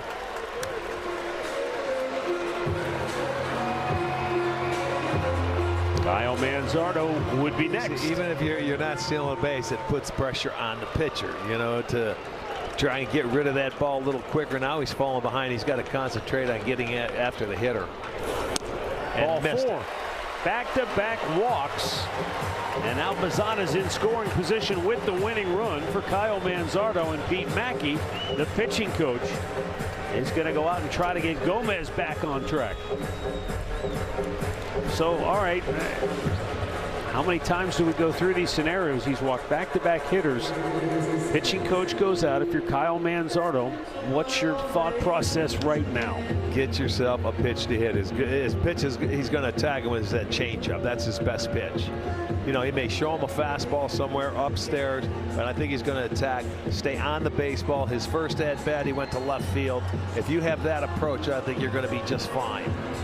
Stay on it. Don't worry about it, because it'll speed up your bat if he leaves you a changeup up a little bit to hit.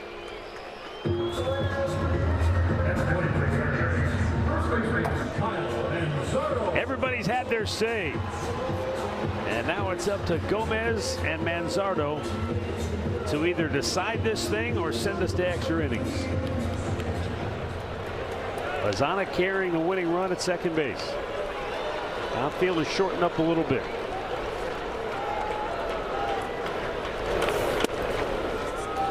And a breaking ball in there for strike 1. Didn't see a breaking ball like that to Hoskins, did we? How about that? 2 of his 3 walk-off hits. Remember that first year, he was big on Minnesota getting the walk-off. Yes, he was. In the dirt. See, that's a pitch he's going to want to go to, or he's going to try and get him to swing at. That's the one you want to lay off. But if you're sitting on the heater and look for it, stay on it and go the other way with it if you can.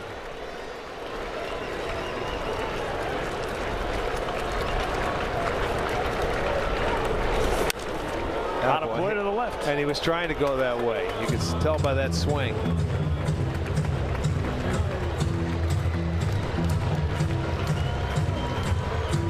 Manzardo 0 for 3 today. But he came in 4 for 8 in the series with 2 doubles and a home run.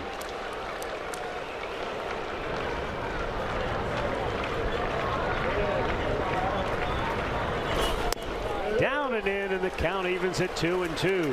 Yanked the fastball. But Kyle's at least been able to get a look at just about everything in the repertoire.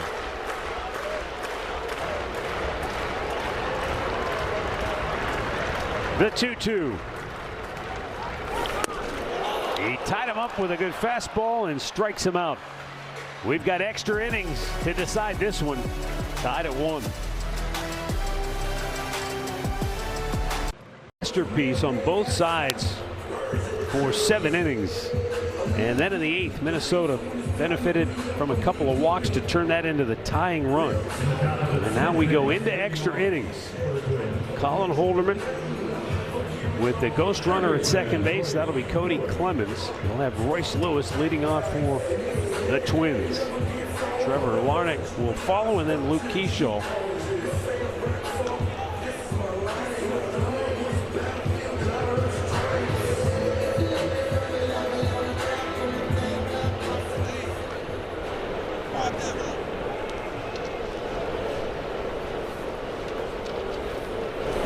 And the first pitch swung on and missed.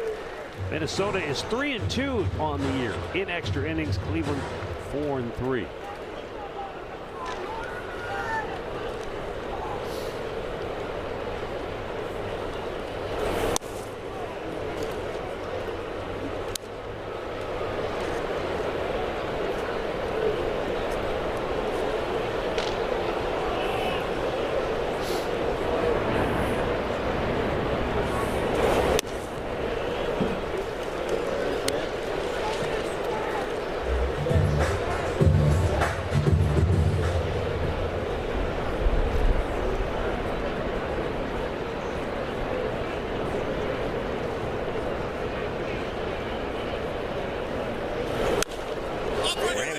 Him up. Oh, baby. And Bailey near the on deck circle hauls it in. 1 away. Boy, after falling behind, that's a huge out for Colin Holderman. It sure is. Batting for the Twins, left fielder Trevor Larnach.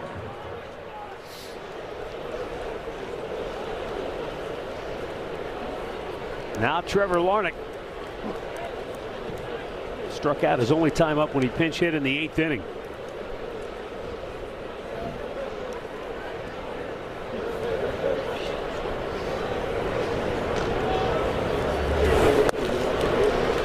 First pitch strike. Went at him with a first pitch breaking ball.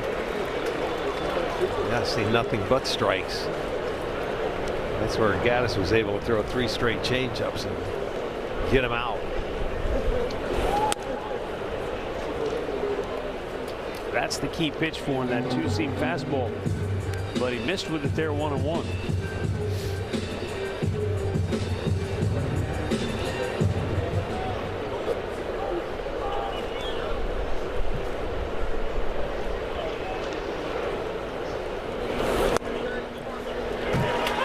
Painted the inside corner. That one was at the bottom of the zone.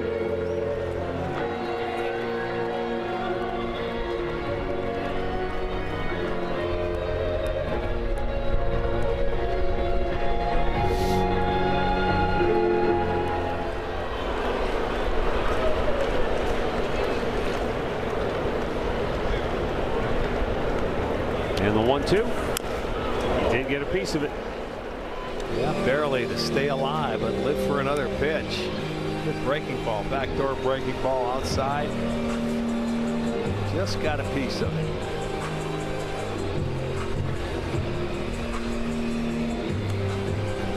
If you joined us late, Gavin Williams, 7 innings of 2-hit shutout baseball, struck out 11 for the 3rd consecutive start.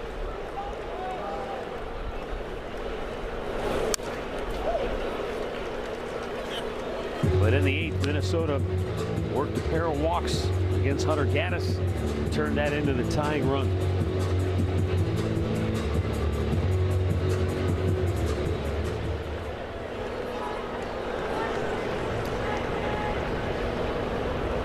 And the 1-2 to Larnach. Cleveland's only run came back in the 5th on a home run by Patrick Bailey. Minnesota has 4 hits on the day, Cleveland just the 3.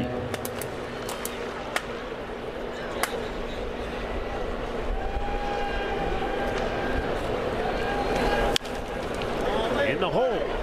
Bazana flags it down, throws him out, 2 away. Lemons moves to 3rd.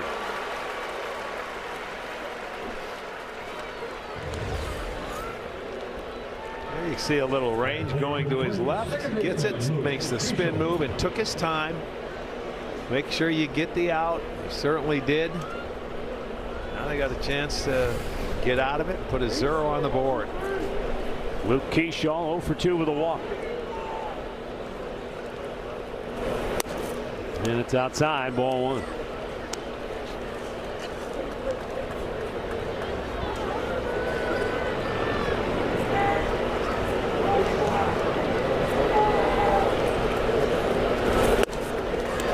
Went right at him with a fastball for a strike to even the count.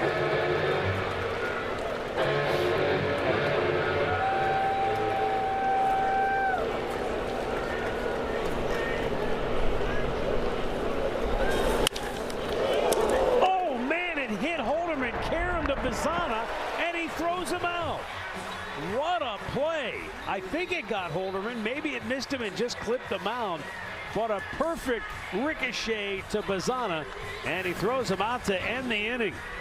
Take another look. Yeah, it just got under his cleat. And Bazana turns it into the final out of the inning. Bottom of the 10th coming up. And the Minnesota pitcher is Tommy Nance.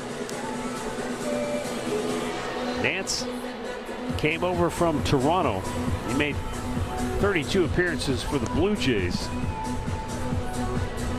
He has pitched 1 inning in this series and gave up a run on 2 hits, walked 2, struck out 2. He's going to face Patrick Bailey with the ghost runner Gabriel Arias carrying the winning run at second base. Arias running for Kyle Manzardo. Patrick Bailey leading off for Cleveland is 1 for 3. His home run, the only run of the game for Cleveland. Now, normally, if it's the top half of the inning, you don't see teams bunt to try to get that 1 run. But now that this is the winning run. Well, yeah, the home team, last at bat, if they don't score, you put a 0 on the board. You try to play for that winning run, absolutely, at home. Bailey has 2 sacrifice bunts on the year. All right, then we'll probably see him square around, and they'll give Helpin and Quan a chance if he can get it done. We'll see. He squares. He bunts it foul. Never got the bat out in front of the plate. He knew it. You see where he put it back there? Yeah, it's impossible to bunt the ball in fair territory when you have the bat in foul territory. It was a ball. You know, it was off the plate. And yes. I think he tried to jab for it. You just pull it back. You got to pull it back. Twins pinch at the corners.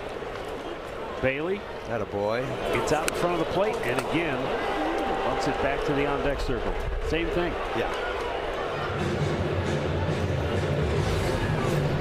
See, watch where the barrel of that bat goes back behind and he pushes down on it.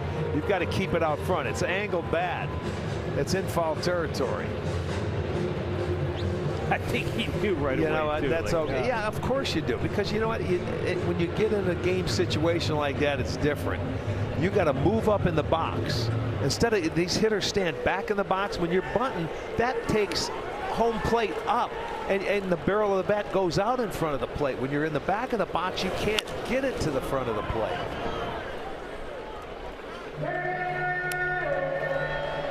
So if you're sacrificing, you move up. It makes sense. It's so much simpler.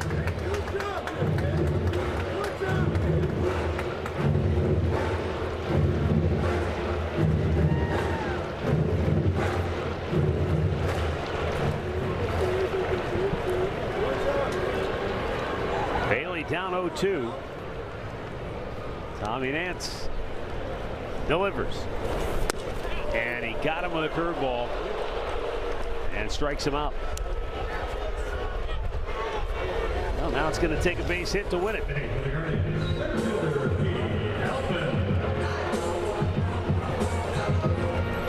And Petey Halpin will have an opportunity. 0 for 3 on the day.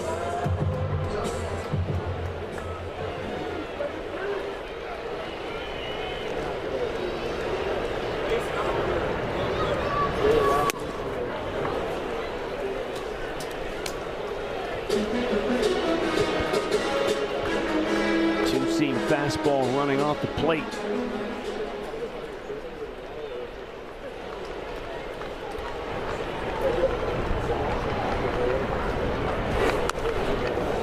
Almost feels like, even though the runner's at second base, hitters now in extra innings almost react to these situations like you see them act during the game when there's a runner at third base and less than 2 out. They're overly aggressive. Yeah, you can't be. You got to make the pitcher come to you.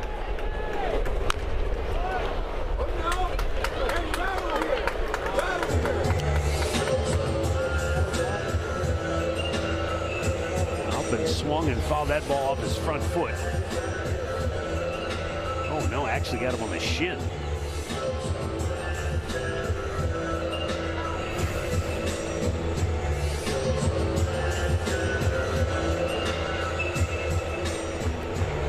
We are in the bottom of the 10th. 1-1 game. 1 out. Arias the winning run at second base, and the 0-2 pitch to Halpin. Foul first base side.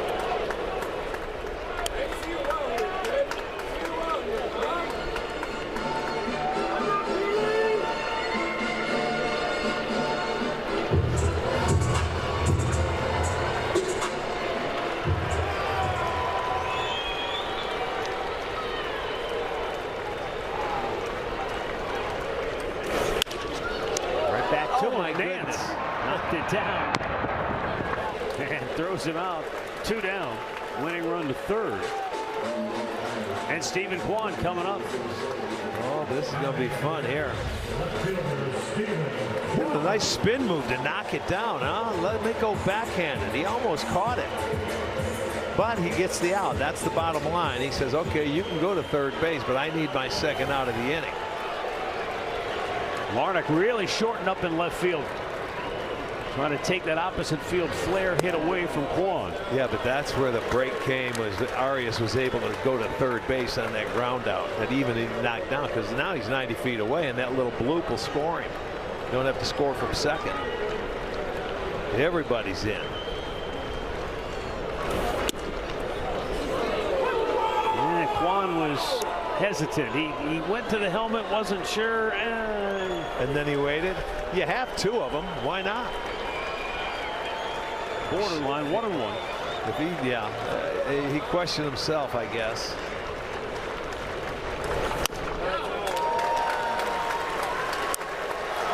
Two balls and a strike.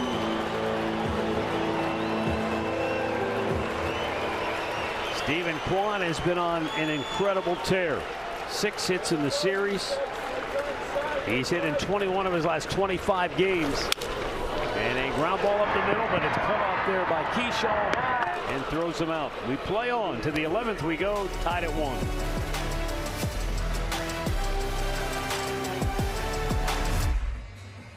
And Gabriel Arias will take over at first base after he pinch ran for Manzardo. This will be his season debut at first base, but he has logged 40 games there in his career, so And we mentioned we've seen him doing some defensive work at first base recently. So first ball swinging, Alan Roden listed to right field. DeLauder will come in to make the catch. Luke Keyshaw tagged, but he will hold at second base. Keyshaw, the ghost runner for Minnesota here in the 11th. Colin Holderman back on the pitch for Cleveland after he worked a 1-2-3 10th inning. And now back to the top of the order, and Brooks Lee. The 0 for 4.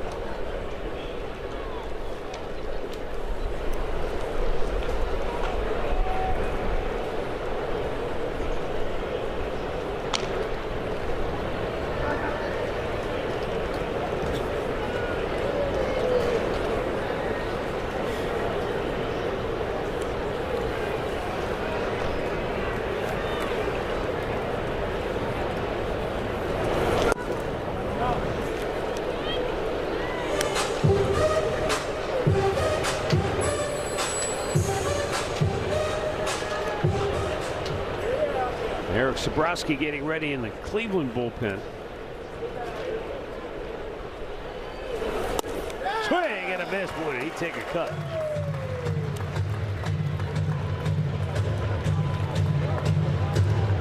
And a breaking ball down and in. Watch him swing over the top of this. He certainly tried to get the head out and pull that thing, but it disappears.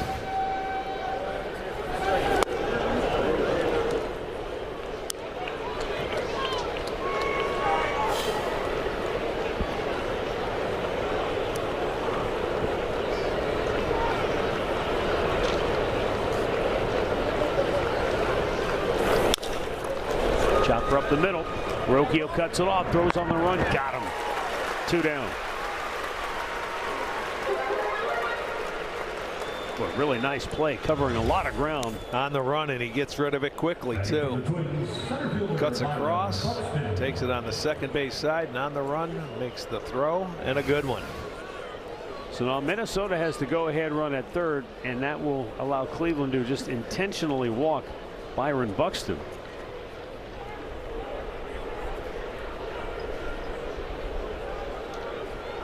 And bring up Ryan Jeffers. The catcher, Ryan Jeffers. Jeffers, an opposite field single, was last time up.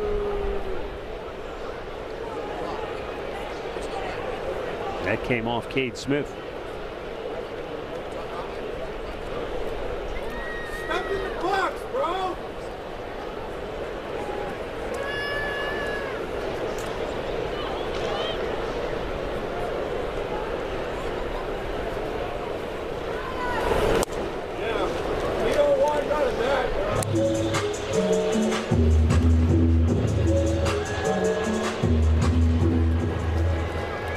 Jeffers, with that base hit in the 9th, extended his on-base streak to 16 games. And a weak ground ball to short. Rocchio goes to first, and they got him.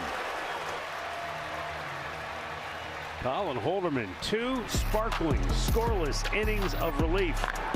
And in the bottom of the 11th inning, Jose Ramirez will lead it off for Cleveland. Well, just a 2-11 batter from the left side of the plate.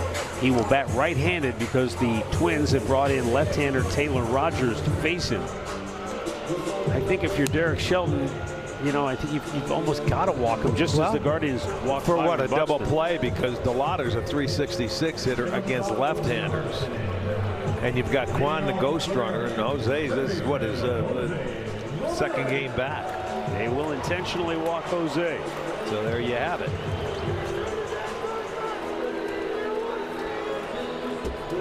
They'll set up the lefty-lefty matchup. Now Chase DeLauder did get a base hit off of Taylor Rogers when he faced him the other night. He shot it through the right side of the infield. Stephen Kwan is the winning run at second base. Bottom of the 11th. DeLauder for the afternoon 0 for 3. He walked and stole a base back in the 4th inning.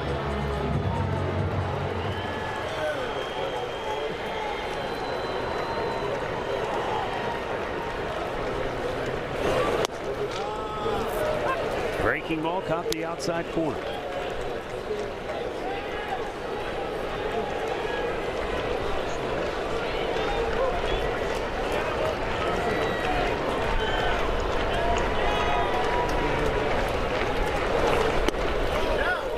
He spit on it and it spun outside the zone.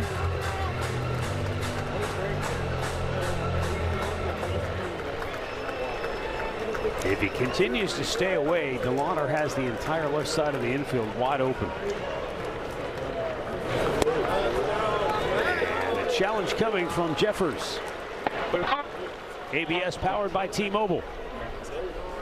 Well, you're getting to that point now. This is why you need your challenges, and he gets the call.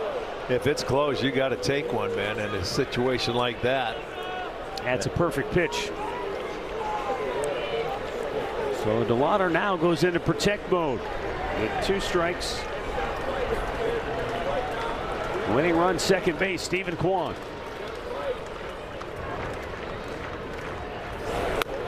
Low, 2-2.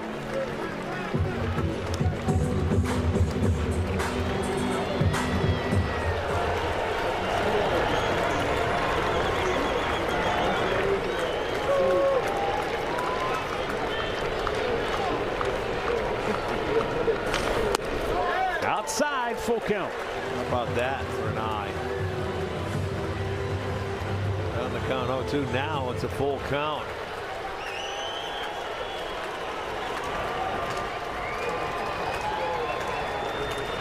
Payoff pitch. Strike 3 called, and a challenge coming from DeLauder. But that's not going to work well for him. ABS powered by T-Mobile. 1 down in the 11th. Call is confirmed. Cleveland has 1 challenge remaining. Perfect pitch. I mean, he just painted the outside corner. I know with 2 strikes, you'd like to say you got to protect there.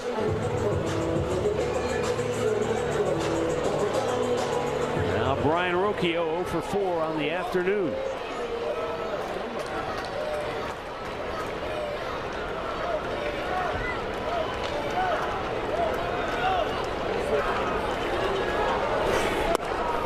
Down and in, ball 1.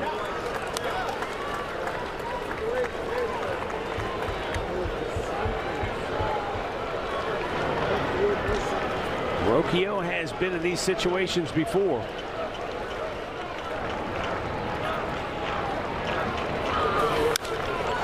In the air, right field. And the catch is made by Roden. 2 down. I'll leave it up to Travis Pizzana.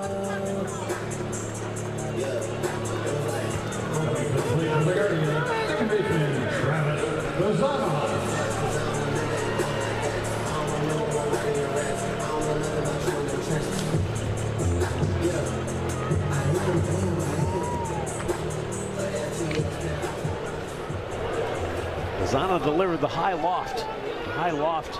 Base hit to left field off Rogers the other night. The check swing? Yeah. Where, yes, the high loft. That'll work. Upstairs, ball 1. Said he's never done it before this year. And only against left-handers, and it's been twice.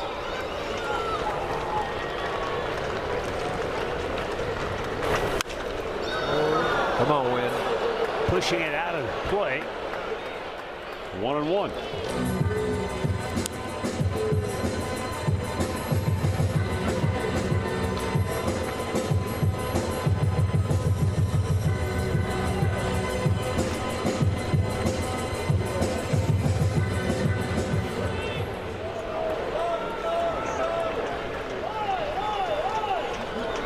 Two on, 2 out. 1-1 pitch. Outside. Pizzana walked in the 9th inning with 2 outs. And then Rhys Hoskins walked before Kyle Manzardo struck out to end the potential winning threat. 2-2 on a high fastball.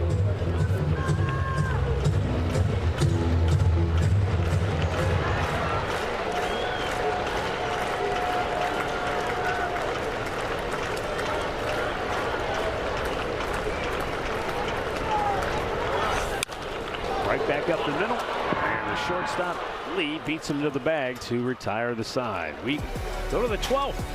Still tied at 1.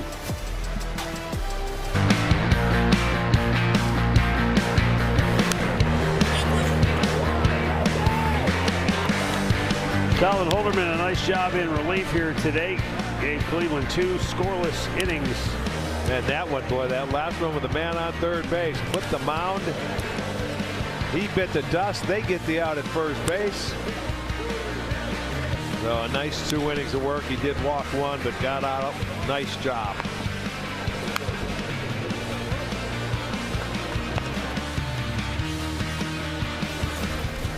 Josh Bell leading off for Minnesota here in the 12th.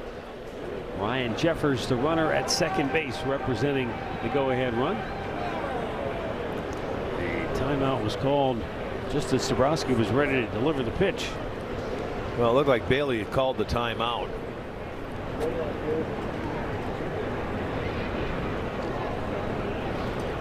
Josh Bell 0 for 4. And he tried to hold up, but he went around.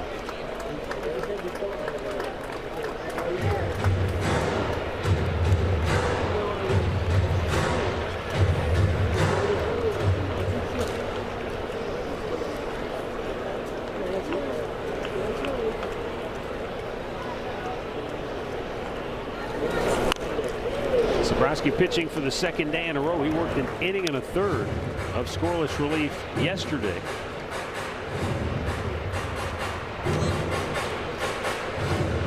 Life in the bullpen, you go from not enough work to too much work real quick. That can happen that way. You're right. Extra inning games or a doubleheader, things like that. But this is such a big game for both these teams. For Minnesota, they're trying to even it, make it a 2-2, but the Guardians want to take 3 out of 4. This game started with both starting pitchers just dominant. Gavin Williams, 11 strikeouts, 2 hits in 7 innings of work, did not allow a run. Taj Bradley went 7 innings, gave up 1 run on 2 hits, and struck out 5. Oh, there goes the bat. And somehow he managed to get a piece of that, didn't he? I think he did. He threw the bat at the ball, and it did get a piece of it. Let's see. You see it short hop.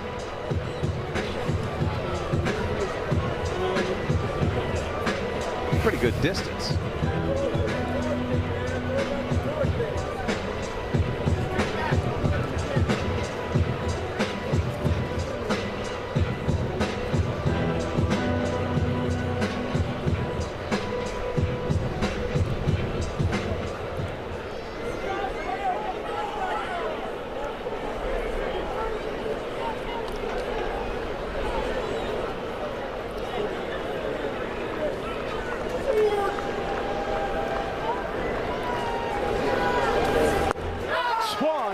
Sabrowski strikes him out.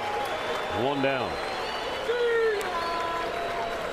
I mean, Ricky, he's gone down 1, 2, 3, 4 times today. The strikeouts and the double play. As I said, the starting pitchers set the tone for the day, and maybe that's why the hitters haven't been able to do anything even since the starters left. Minnesota has 1 hit in 16 at bats, now 17 at bats with a runner on base today. Cleveland is 0 for 16 with a runner on base. Yeah, and they only have 3 hits. Quan's got 2 of them, and Bailey's got the home run that got him on the board, and that's it.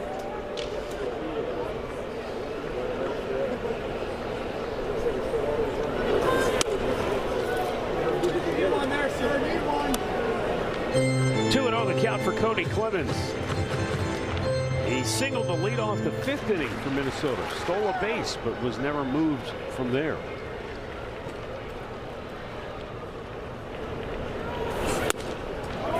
Hey, that's a good-looking pitch. No challenge. Must have been a little high. 3-0. Hey, where else do you want it, bro? Royce Lewis waits on deck. I don't like it down the middle either.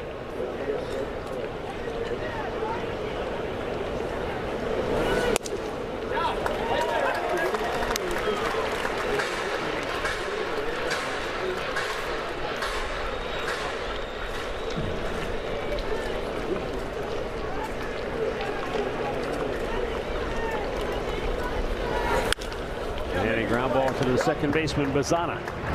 2 down. And Royce Lewis 0 for 3. He walked, though, to lead off the 8th inning for Minnesota. Stole second. Came around to score their only run. On a pinch hit. RBI single by Alan Roden. So Bailey going out to talk to Sabrowski here. You've got the right-handed hitting Lewis. You've got the left-handed hitting Larnach on deck. Sabrowski's not necessarily a lefty specialist, but he's probably going out to just say, all right, how do you want to go about attacking Lewis if you don't have to give in to him with the left-hander on deck? Well, that's a good conversation for those two. He wants to know. You know, you go over it, you get yourself a game plan, and you settle it, and let's go. They're going to intentionally walk him. Okay, and now that was the decision. Let's go. So you walk him. Now you get the lefty on lefty.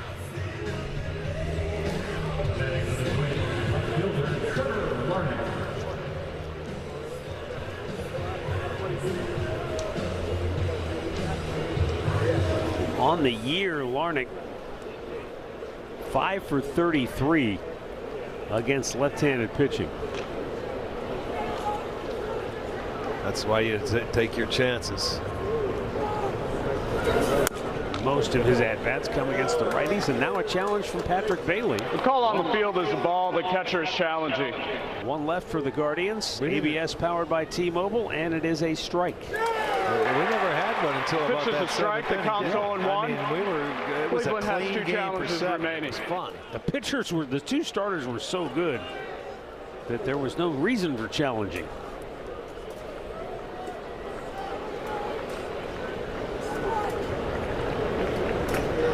And now the 0-1 to Larnach.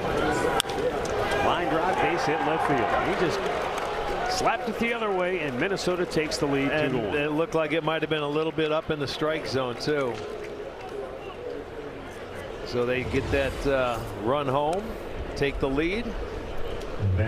Look, see that belt high out over the plate. That looked like more of a curveball, didn't it, than a slider? It was definitely up. Yeah, it was upstairs, and he just made it easy for him to go the other way with that pitch.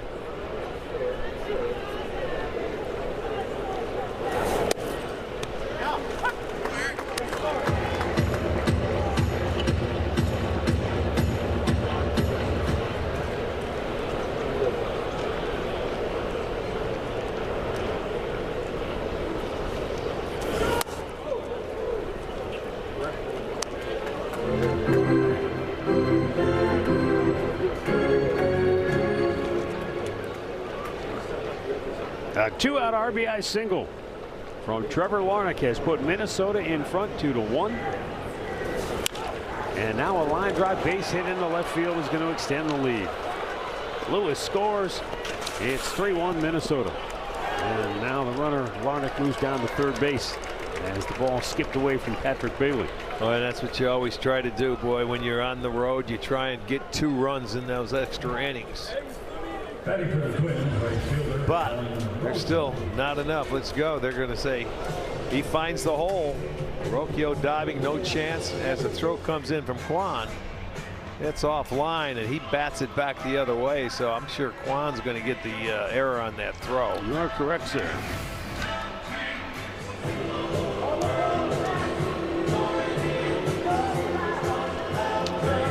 Alan Roden will be the batter. And he's the guy, he's responsible for sending this game to extra innings when he had the RBI pinch hit in the 8th. He jumped on the first pitch he saw from Cade Smith, who had inherited 2 men on base in that inning.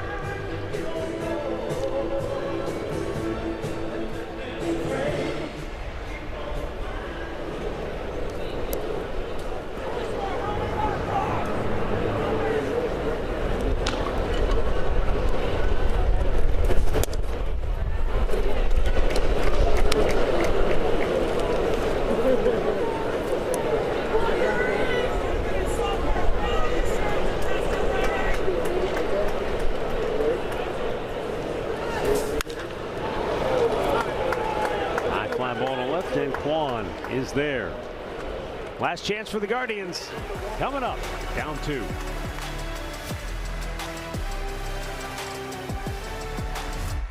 Anderson to the mound to try and close it out.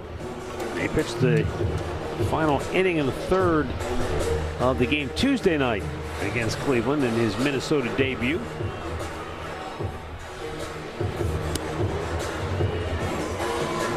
Came over from Boston.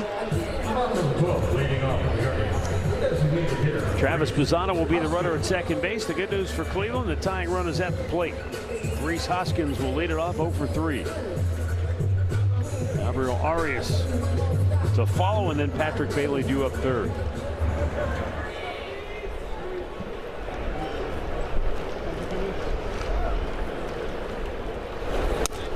And that breaking ball missed upstairs.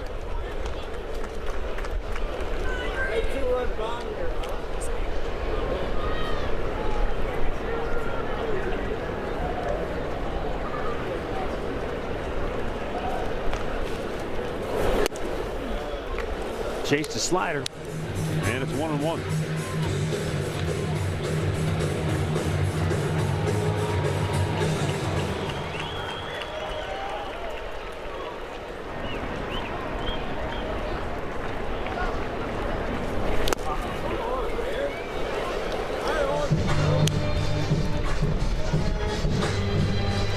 Hoskins down on the count here, ball and 2 strikes. Just get something rolling here. The tying runs at the dish.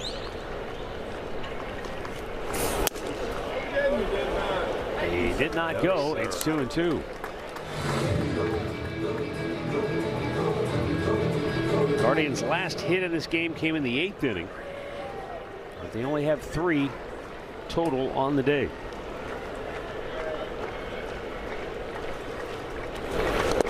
That bounced in there. Full count. Yeah. Get a ball 4 base hit him right here.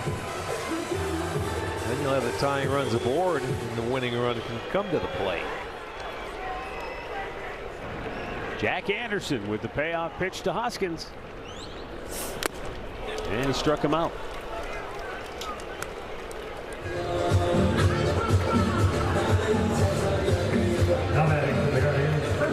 And now Gabriel Arias to the plate. He came on as the ghost runner in the 10th, so it's his first at bat today.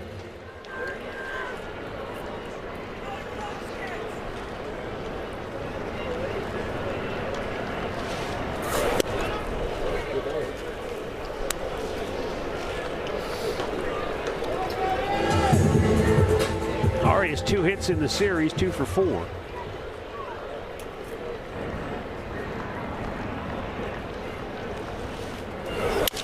Broke his bat. A soft roller to second. 2 down. Bazzana moves to 3rd. And the last hope for Cleveland is Patrick Bailey. Interesting kind of symmetry. He's the only reason that Cleveland has a run on the board today. I was just going to say, and it got one sitting out there right now. See if he can get himself a base knock, get that second run in, and get something going. A long home run from Bailey back in the 5th.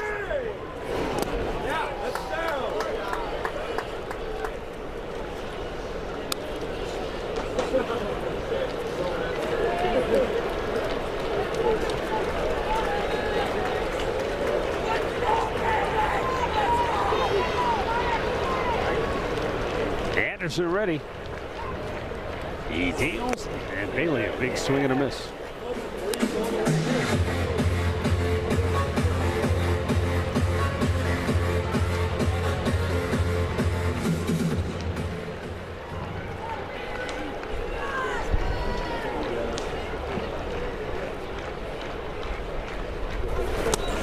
Almost got him on the back foot. He claims it did. And what are we doing? The Guardians are going to be forced to potentially challenge. Do they have one? Let's go. Let's see. He pointed to the dugout. The umpire did. I didn't see. Did they? Evidently, they said let's challenge it. Well, if they have a challenge, you might as well. Yeah, I think that's pretty much Cleveland is Stephen challenging the call of no hit by pitch. David Rackley, the crew chief.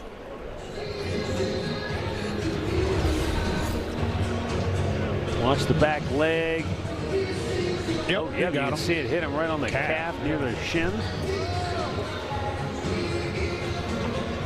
The pants will tell you right there.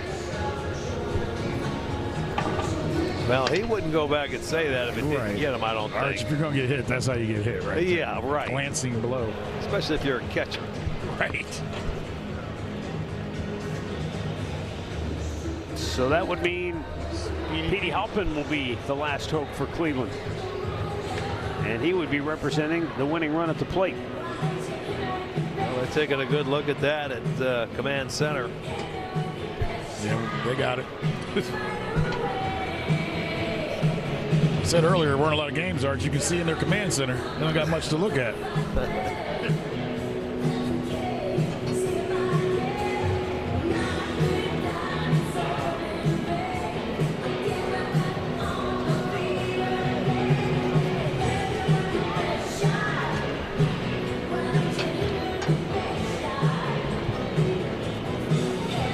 Well, they got a nice conversation going on. The two catchers talking. And now he says, let's go. He wants his pitcher to start throwing. The batter was not hit by the pitch. Cleveland loses their count. Oh, you got to be kidding me. Was not hit. How do you not see that? Are you kidding me? No. That's pretty embarrassing because it clearly hits his leg. I mean, that's as clear as day. Well, get a base hit. How many people are in that replay room? You're telling me not one person saw that ball nick his leg? I mean, come on, guys. Ridiculous. What are we doing?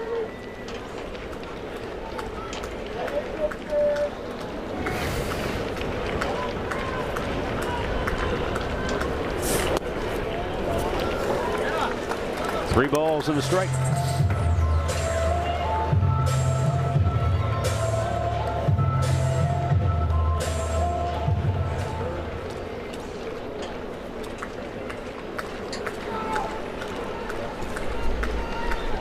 Anderson ready, he deals, and ball four. So after all that, Bailey gets on anyway. Ball doesn't lie. There you go. So 2 on, 2 out, winning run coming to the plate, and it'll be a pinch hitter, Daniel Schneemann.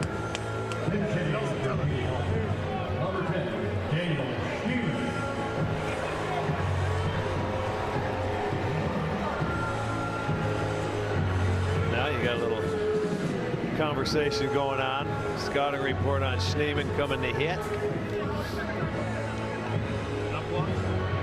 Daniel Schneemann is 3 for 10 as a pinch hitter. He's done a nice job.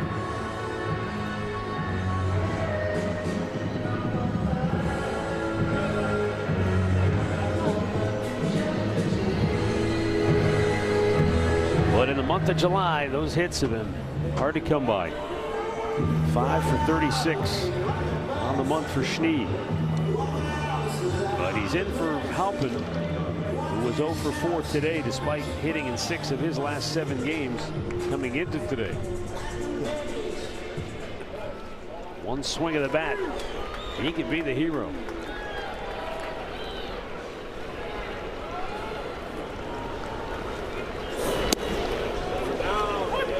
Slider in there for strike 1.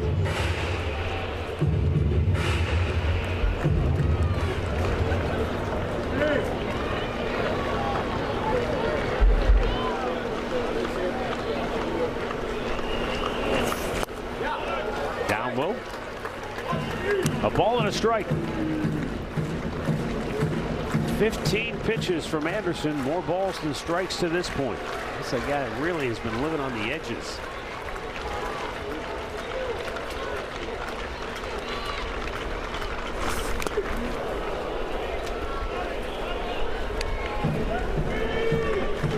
One and 2 to count.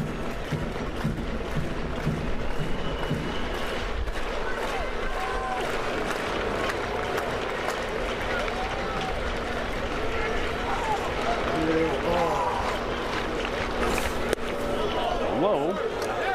And the count evens up. when he swung at. That's what he wanted him to do, chase. He did not.